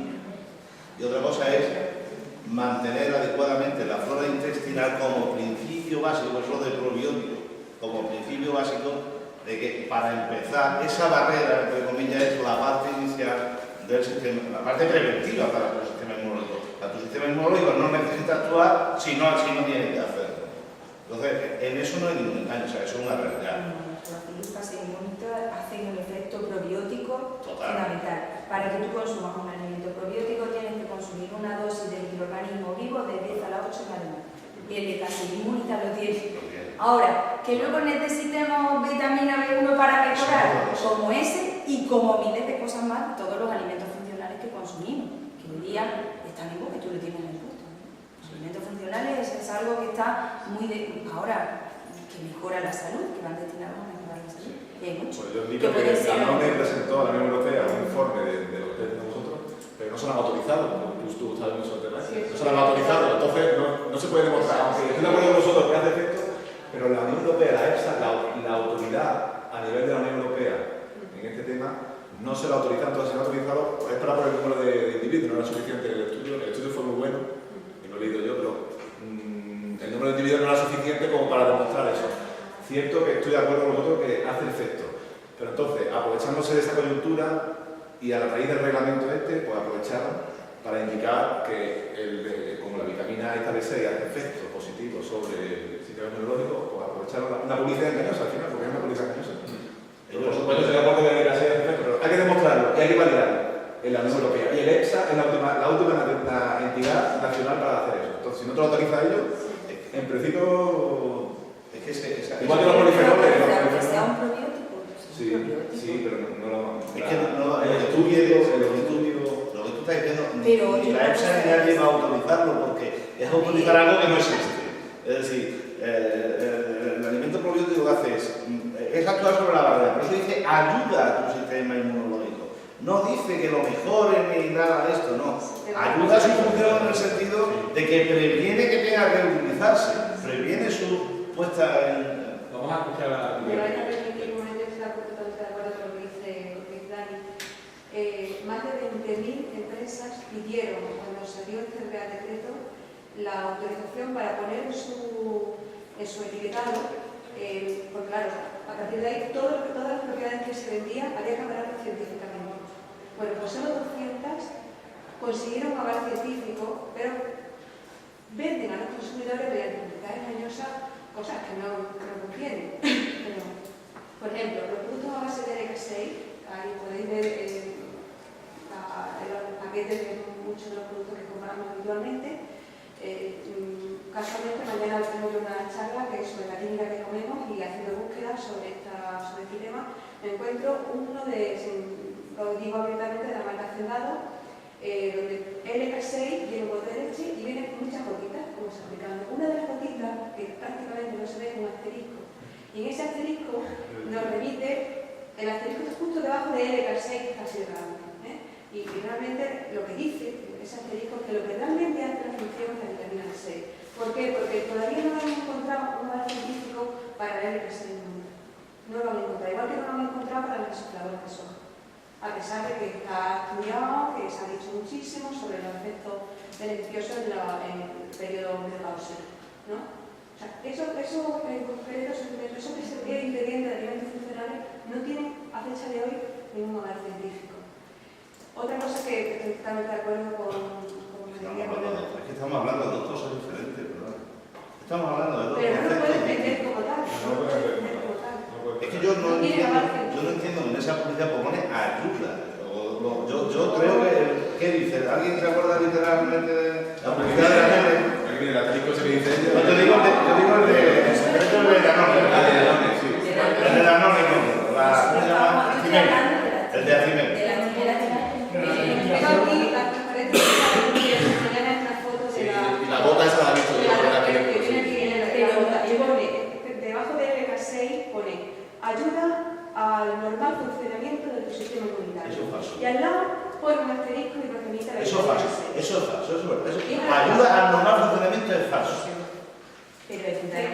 Sí, pero claro, a ver, ahí la idea. Claro, pero porque hablan de simplemente. En ese caso, claro, en ese caso, ayuda al funcionamiento, ayuda precisamente a que no tengas que utilizarlo. Por eso le da esa lugar, es decir, el artículo que permite es compatible con el área infeccioso, porque si esa flora bacteriana está aquí, ocupa ese ecosistema, o sea, impide que otro microorganismo se le salga. Desde ese punto de vista, no ayuda a que no tenga que después intervenir, porque si hubiese una infección, una toxina, lo que sea, lo que pasase a la sangre, ahí ya empezaría a funcionar el sistema neurológico. Se vende para mejorar el sistema inmune. Ya. Eso es lo que no encuentro ahora científico, entonces que quizá No, evidentemente, ni lo va a encontrar. No lo va a encontrar jamás. Es que quería, a ver, ¿has pedido tú la palabra? Sí, pero no la entraremos si quiere. Claro que el etiquetado no es correcto, porque las normas Sí, el etiquetado no debe inducir nunca a error. Estamos discutiendo sobre eso, la confusión al consumidor. En el momento en que no lo tenemos claro, nosotros entendemos un poco vagamente o no el tema, ya es que realmente para un consumidor medio que no tenga una formación científica, Perdón, voy a hacer yo una pregunta. ¿Y existen normas claras sobre cómo puede ser el etiquetado? Sí, hay declaraciones que se aprueban. No se puede dar publicidad engañosa. Y además, a partir de... Eso podría demandarse, lo que pasa es que, claro, Por eso cambia el anuncio. A partir del próximo año, por legislación, va a ser mucho más exhaustiva de cara a introducir todos los alérgenos. Sabéis que la alergia alimentaria es una enfermedad que está en aumento. En los últimos 5 años se han duplicado los casos. Entonces, todos los alérgenos, que en muchos casos hasta la fecha no eran de declaración obligatoria, a partir de ahora también la van a ser. Es decir, hay una gran cantidad de tipos alimentarios, bien por la influencia asiática, que el personal que está entrando está trayendo cocinas nuevas para nosotros. Entonces, todos estos aditivos alimentarios están generando una gran cantidad de intolerancia y al margen de las alergias que los niños pequeños son, niños pequeños y las alergias que pueden sufrir de mayor. O sea, un día uno puede comer un melocotón y al día siguiente comerlo y producir un shock anafiláctico. Entonces, el etiquetado tiende a ser cada vez más exhaustivo precisamente por todos los problemas de enfermedades que la alimentación está acarreando. Hay 5 normas de etiquetado aquí que hablan de todo. Qué bueno, ya se ha sintetizado y se ha consolidado una norma que, la legislación nacional se ha renovado hace poco y es siempre de lo de el etiquetado, que hay una norma que entrará en vigor, creo que a finales de 2014, en la que se sintetiza a nivel europeo todo lo que tantas normas que hay, se apuesta mucho más por la información al consumidor, a nivel de declaraciones nutricionales, de propiedades saludables, de alérgenos, de intolerancias, claro, mucho más regulado y prácticamente casi todas las legislaciones ya lo tienen incorporado, pero la Unión Europea con fines de que los productos que ya están en comercialización no sufran ese agravio, pues ha puesto sus láminas hasta el 2014, pero bueno, prácticamente ya se está utilizando esa legislación, ese etiquetado más avanzado. Bien. Bueno, yo puntualizo una cosa con respecto al etiquetado, con respecto a algunos nutrientes, que estoy de acuerdo con él. Por ejemplo, ya para nombrar concretamente, pues si nosotros tenemos dos productos y como él dice, quiero dar para su niña y se va, que por ejemplo, con ella no tiene, pues la mayoría de la población no sabe y nos da error, que poco que más tiene, que será mejor. Pero por ejemplo, en muchos de estos nutrientes hay que tener en cuenta la biodisponibilidad, es decir, no lo que tenga el alimento en sí, sino luego lo que podamos aprovechar de ese alimento. No está en relación con la cantidad que tenga, sino por ejemplo de su forma química o su. Entonces, eso que tiene enriquecida hierro puede tener muchísimo hierro, a lo mejor por este tiene un poco de hierro. Y de todo ese hierro ninguno viene disponible. Es el caso de la melatonina, por ejemplo. La melatonina, una vez que se digiere en el estómago, es más difícil porque es una sustancia más compleja que pasa a través circulatorio, que por ejemplo que se come triptófano. Triptófano es un aminoácido, el aminoácido triptófano más serotonina produce melatonina. Entonces, es más sencillo. En cambio, en este reglamento de propiedades saludables aparece la melatonina y, por ejemplo, no aparecen otros compuestos, a lo mejor, desde los estudios que yo he leído, pues tú puedes añadir algo más. No, sobre lo que decía Emilio, que también hay una lista positiva de vitaminas que se pueden añadir y las sustancias, o sea, que sean asimilables, que se pueden añadir. No cualquier fórmula de vitamina A se puede añadir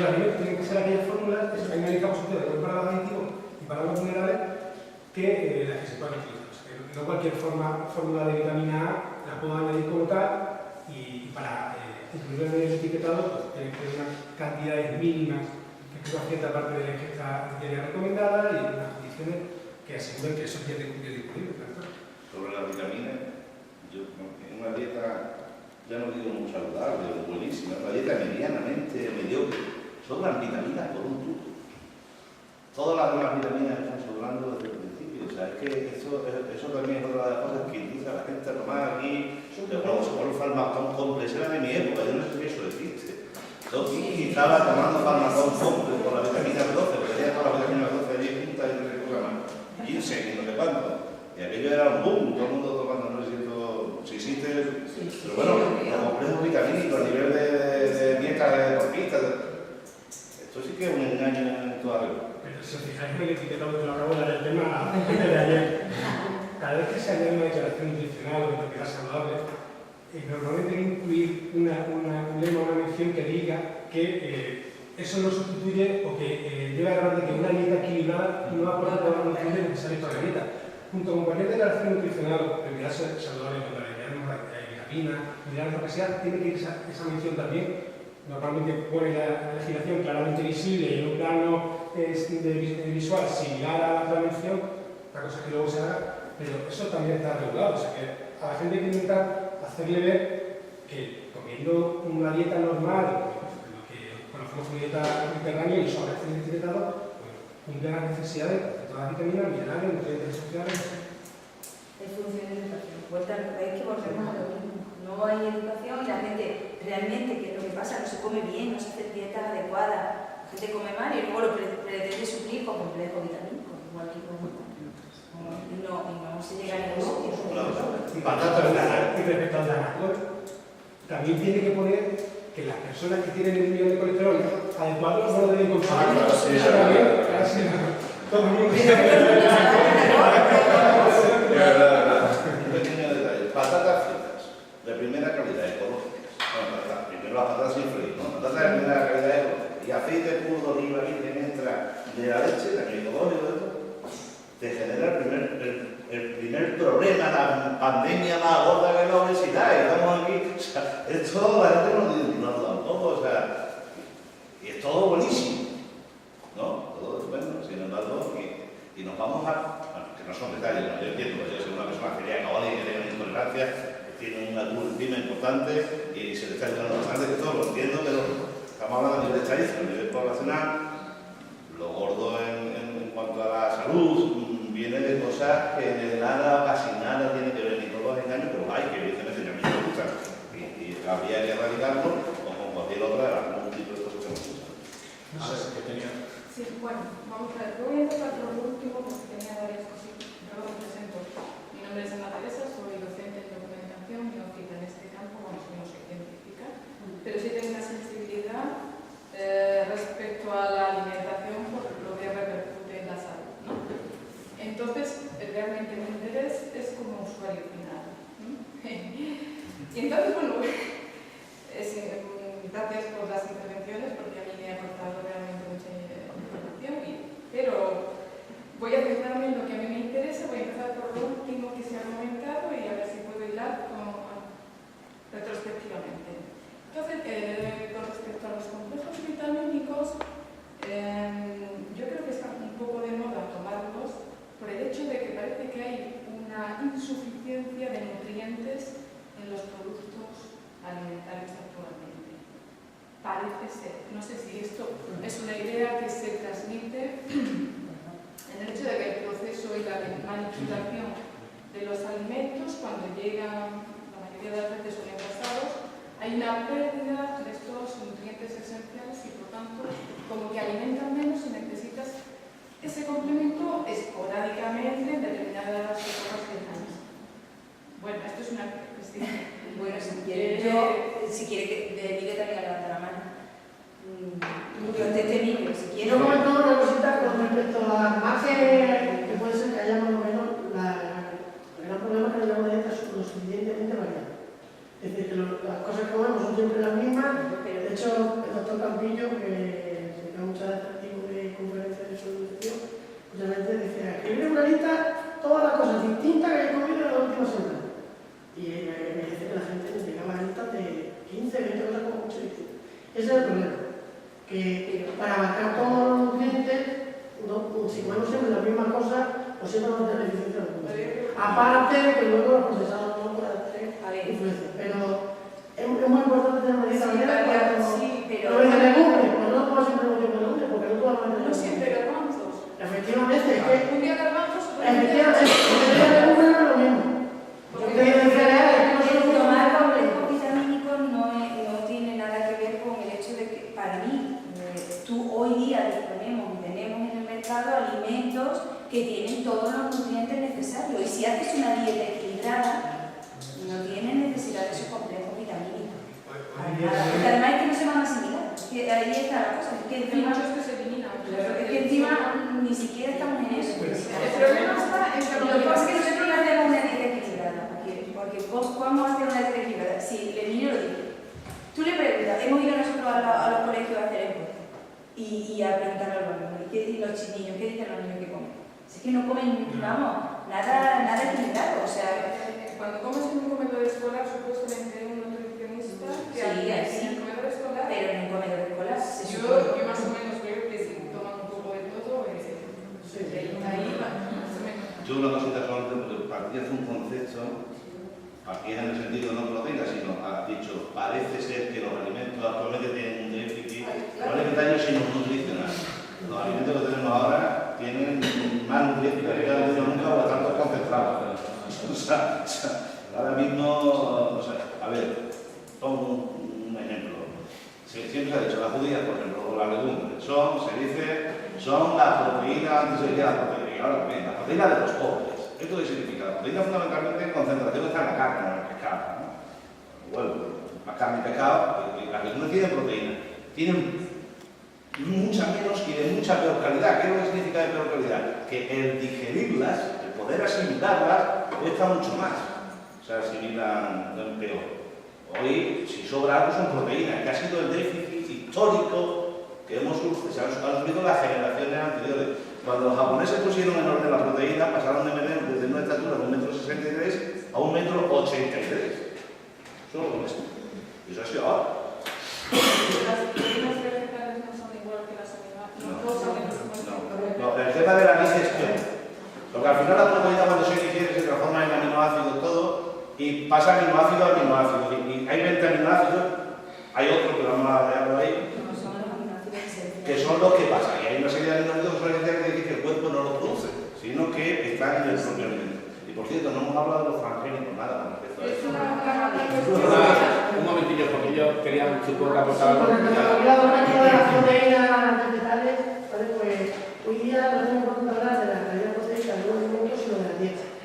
La calidad de la dieta proteica de la dieta. Como me está diciendo, es verdad que la alimentación vegetal tiene en principio menor cantidad de proteínas, con menor coeficiente de digestibilidad, es decir, se asumen peor, y de menor valor biológico, que va en referencia a la alimentación y eso que son, o lo tienes que comer con la dieta o porque tú no puedes utilizarlo. Pero entonces, por eso es importante conocer lo de la complementación proteica. Por ejemplo, pues las legumbres son muy ricas en una serie de aminoácidos y muy pobres en otros. Y los cereales, la casualidad, que es lo contrario de lo que es rica, de lo que es pobre, las legumbres son menos ricos y lo contrario. Por lo tanto, mezclando legumbres con cereales, tenemos el mismo efecto que tomar un huevo o cualquier carne. Por lo tanto, no es necesario abusar de los alimentos de origen animal que conllevan el consumo de grasas saturadas. Por lo tanto, lo que tenemos que intentar es hacer una complementación. Además, eso es la base de nuestros ancestros. Que mezclaban los pucheros, los germanos con el arroz.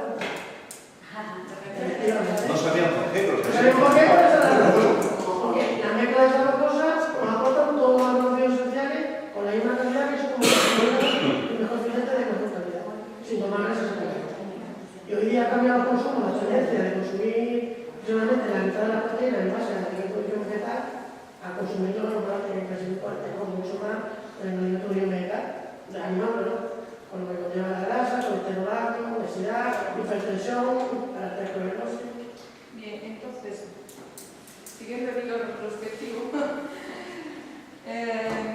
también me preocupa mucho pues los test. Siempre yo miro las etiquetas. ¿Cuántos tienen? ¿No? Yo tengo un hijo de 11 años y intento dar ejemplo y que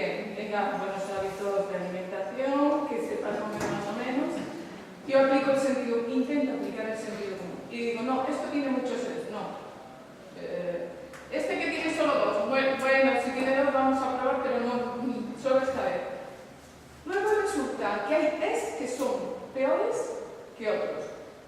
¿No? Y dice, los malos son los... 5 apuntados ella que son... Por los 400 o los 300 o yo no sé cuál, o los menos malos son los 300. Alguien me dijo esto en la farmacia cuando le hablé algo de los parabenos, que sí también son, pero bueno. Alguien me dijo, digo, esto me digan ellos por qué lleva esos y me dice, no, esos son los buenos, o digo, bueno, es bueno y es malo. Bueno, no, realmente yo no voy a obsesionarme con esto, para que no estoy aquí, bueno, quiero aclarar algunas ideas porque sería mucho más desastroso el efecto psicológico, ¿no? Que me pueda causar. Esto no lo puedo poner, no, bueno, dentro de unos límites. Entonces, pues simplemente para aclarar esto, primero, si las sustancias que se incorporan con los conservantes, bueno, y no sé tampoco la diferencia entre conservante y el otro concepto que también asume, estabilizador. Si estas sustancias, el propio organismo las puede desechar si son en cantidades mínimas, ¿no? Y puede que no haya un perjuicio para la salud. Y luego, por otra parte, no sé si también quería hablar de los transgénicos, qué efecto puede tener esto, porque realmente es una mutación genética en una planta y esto cómo puede repercutir en la salud. Y, por otra parte, el hecho de tomar alimentos ecológicos, si esto realmente también tiene un control y no te venden gato por liebre.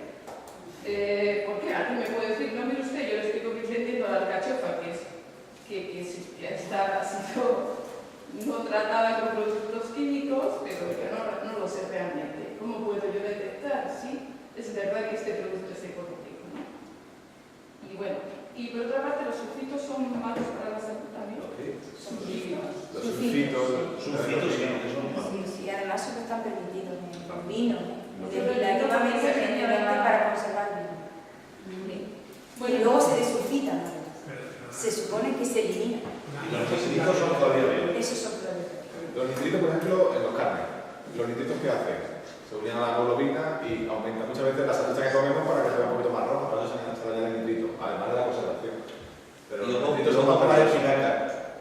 Digo, por lo voy a cagar. Una cosita que no sé si habéis tenido oportunidad de ver hace poco, no sé si fue la semana pasada, el programa de Salvador, Sí. cuando se metió psicólogo, entonces esa Tengo que ir los datos. fue muy, a mí me parece muy interesante, ¿no? Porque es verdad que estamos obsesionados con los G, con los aditivos y no sé qué, y mientras que estaba preguntando, cogió un botecito, ¿verdad? Y le enseñó el pictograma de la calavera con las dos cruces, ¿no?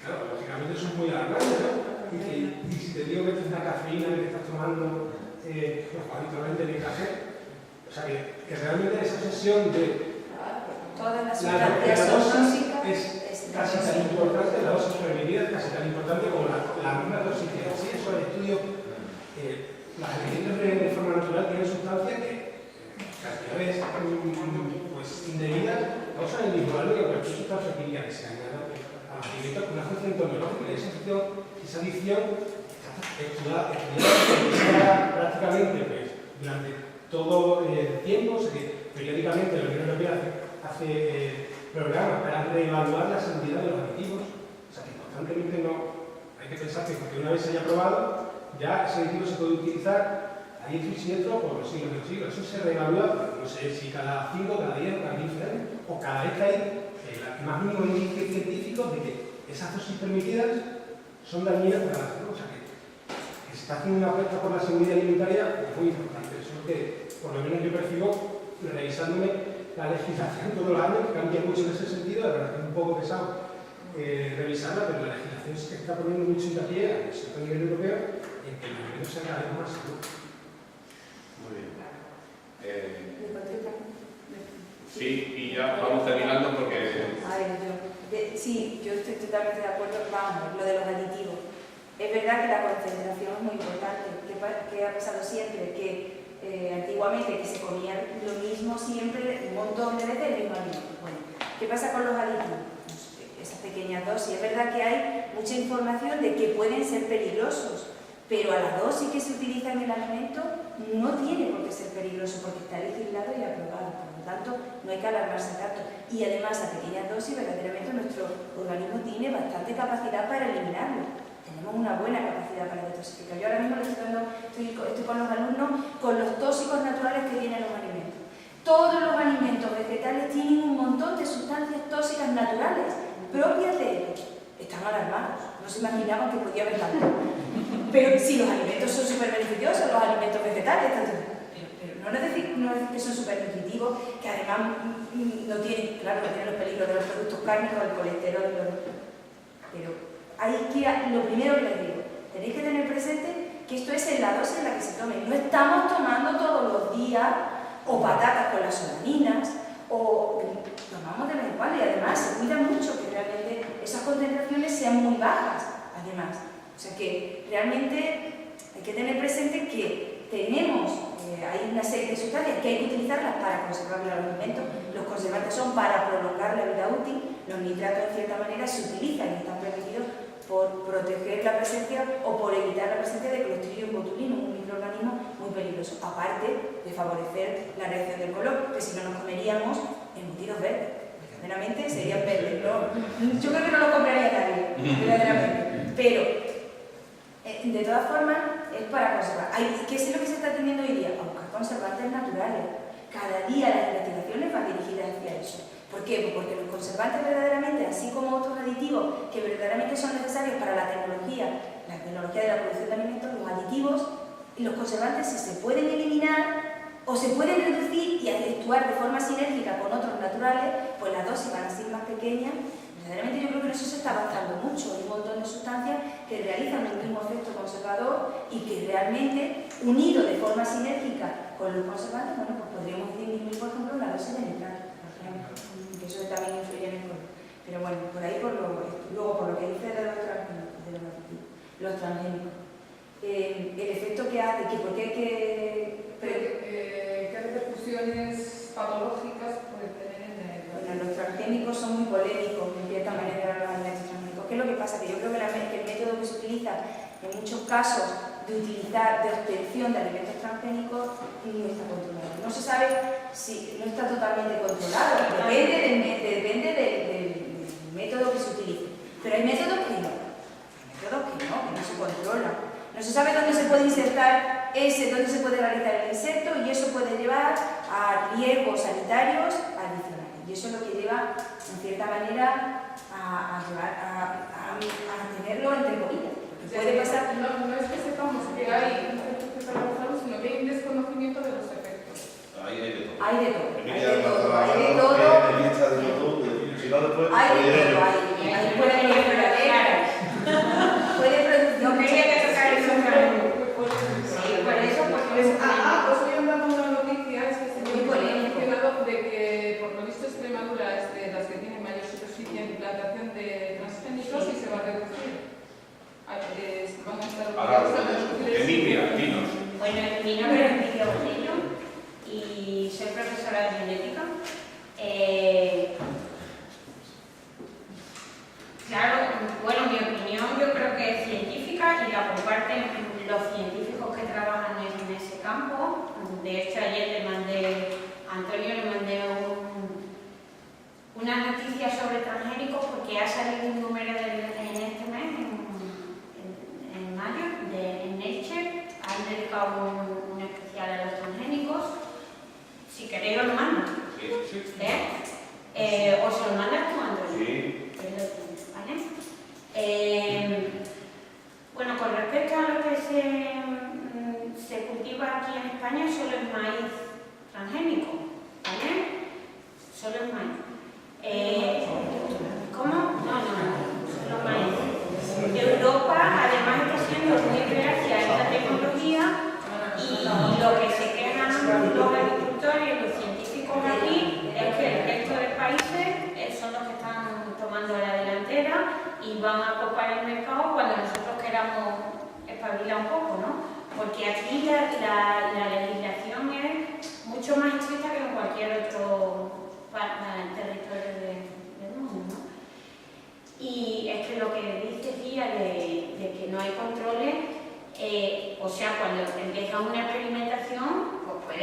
sepas lo que va a ocurrir al 100%, pero los transgénicos que están en el mercado han pasado muchísimo más controles que cualquier producto de otro tipo, que cualquier químico, que cualquier farmacológico.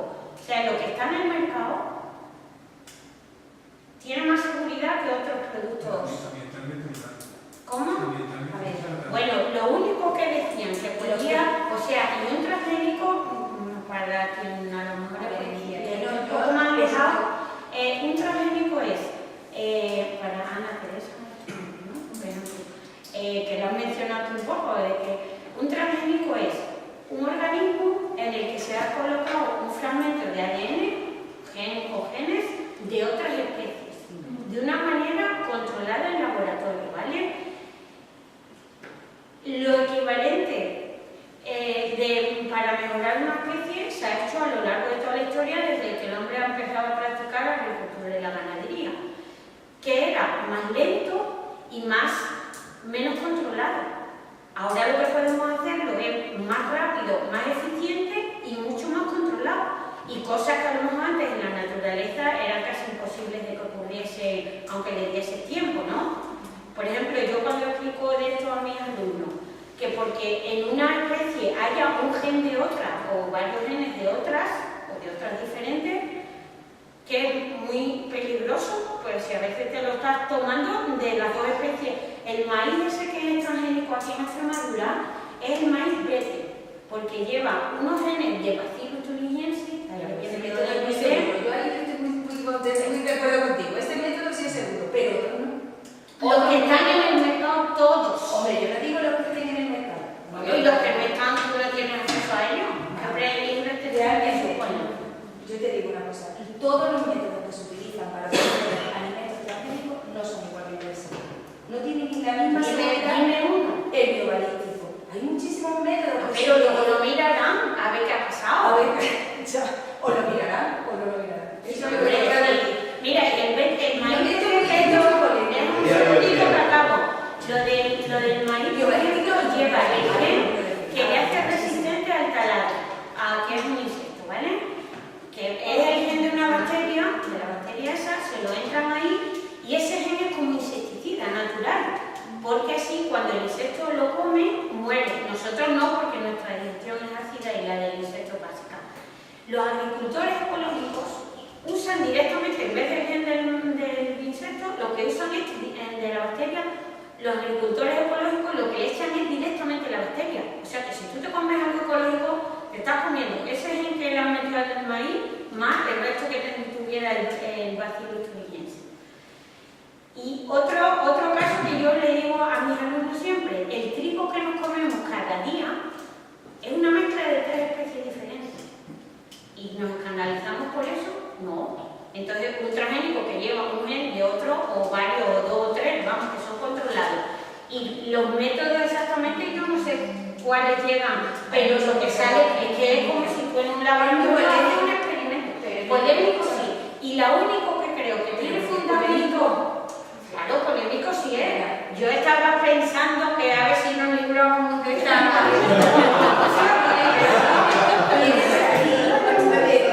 por la polémica, pero un segundito, lo único que ha dicho Alejandro, ¿no? Lo único que sí que los científicos dicen que en principio pudiera ser más problemático sería la mezcla con especies silvestres. Lo único que también se puede controlar haciendo los estériles, ¿no? Habéis visto el documental El Mundo Según Monsanto, no sé si es muy sensacionalista o no, pero es que hay que verlo y luego ya tú puedes llevar eso. Sí. Ojo, como bueno, Antonio yo el mundo según Monsanto y realmente te ponen los pelos de punta y... ¿Pero por qué?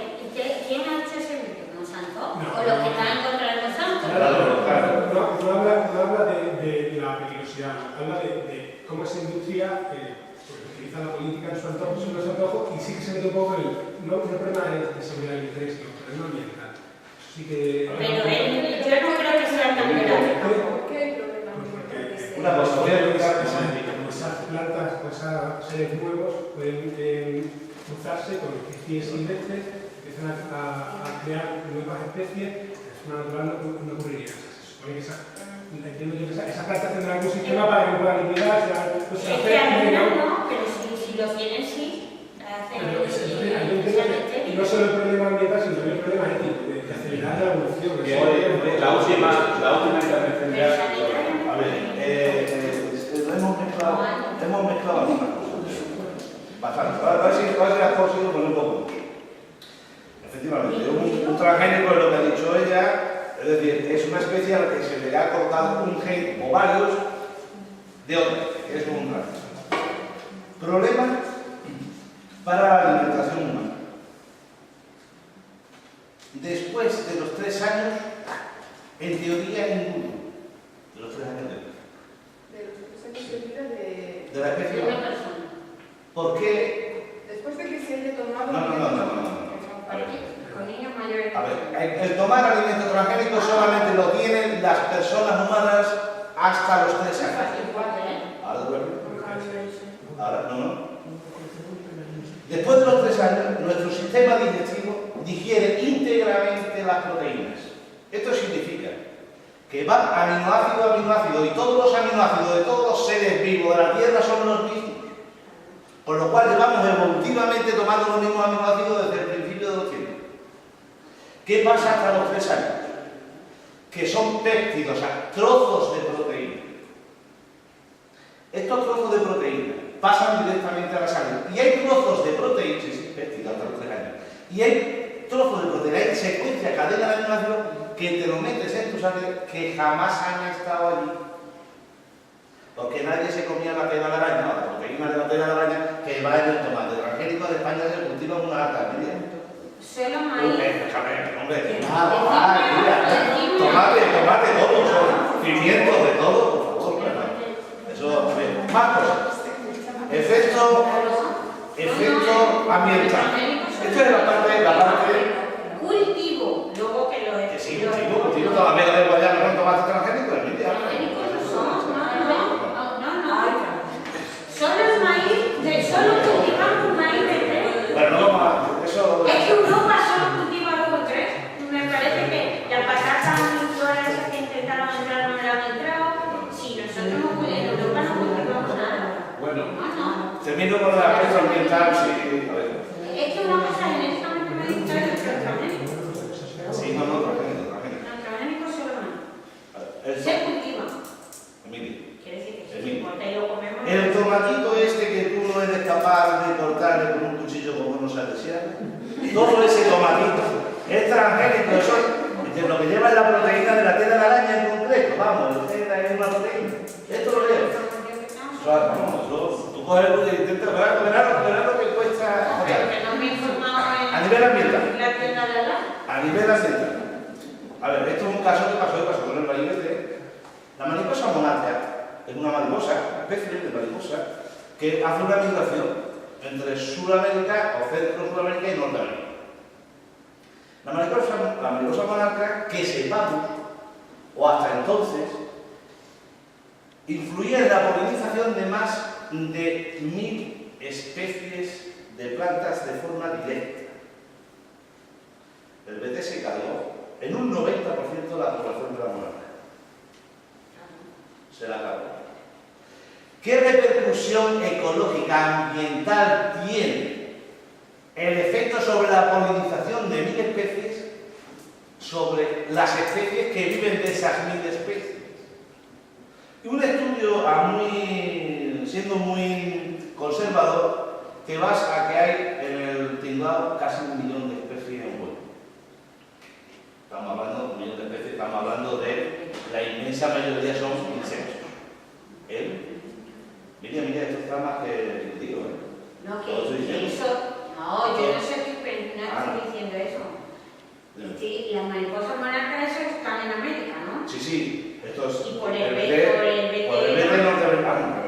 Porque, por ejemplo, en México no dejan cultivar maíz transgénico, porque México tiene mucha biodiversidad de los maíces originarios de la tierra.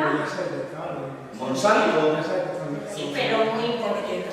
Bien, Monsanto arregló el desaguisado que había hecho, lo arregló después. O sea, después se puede arreglar.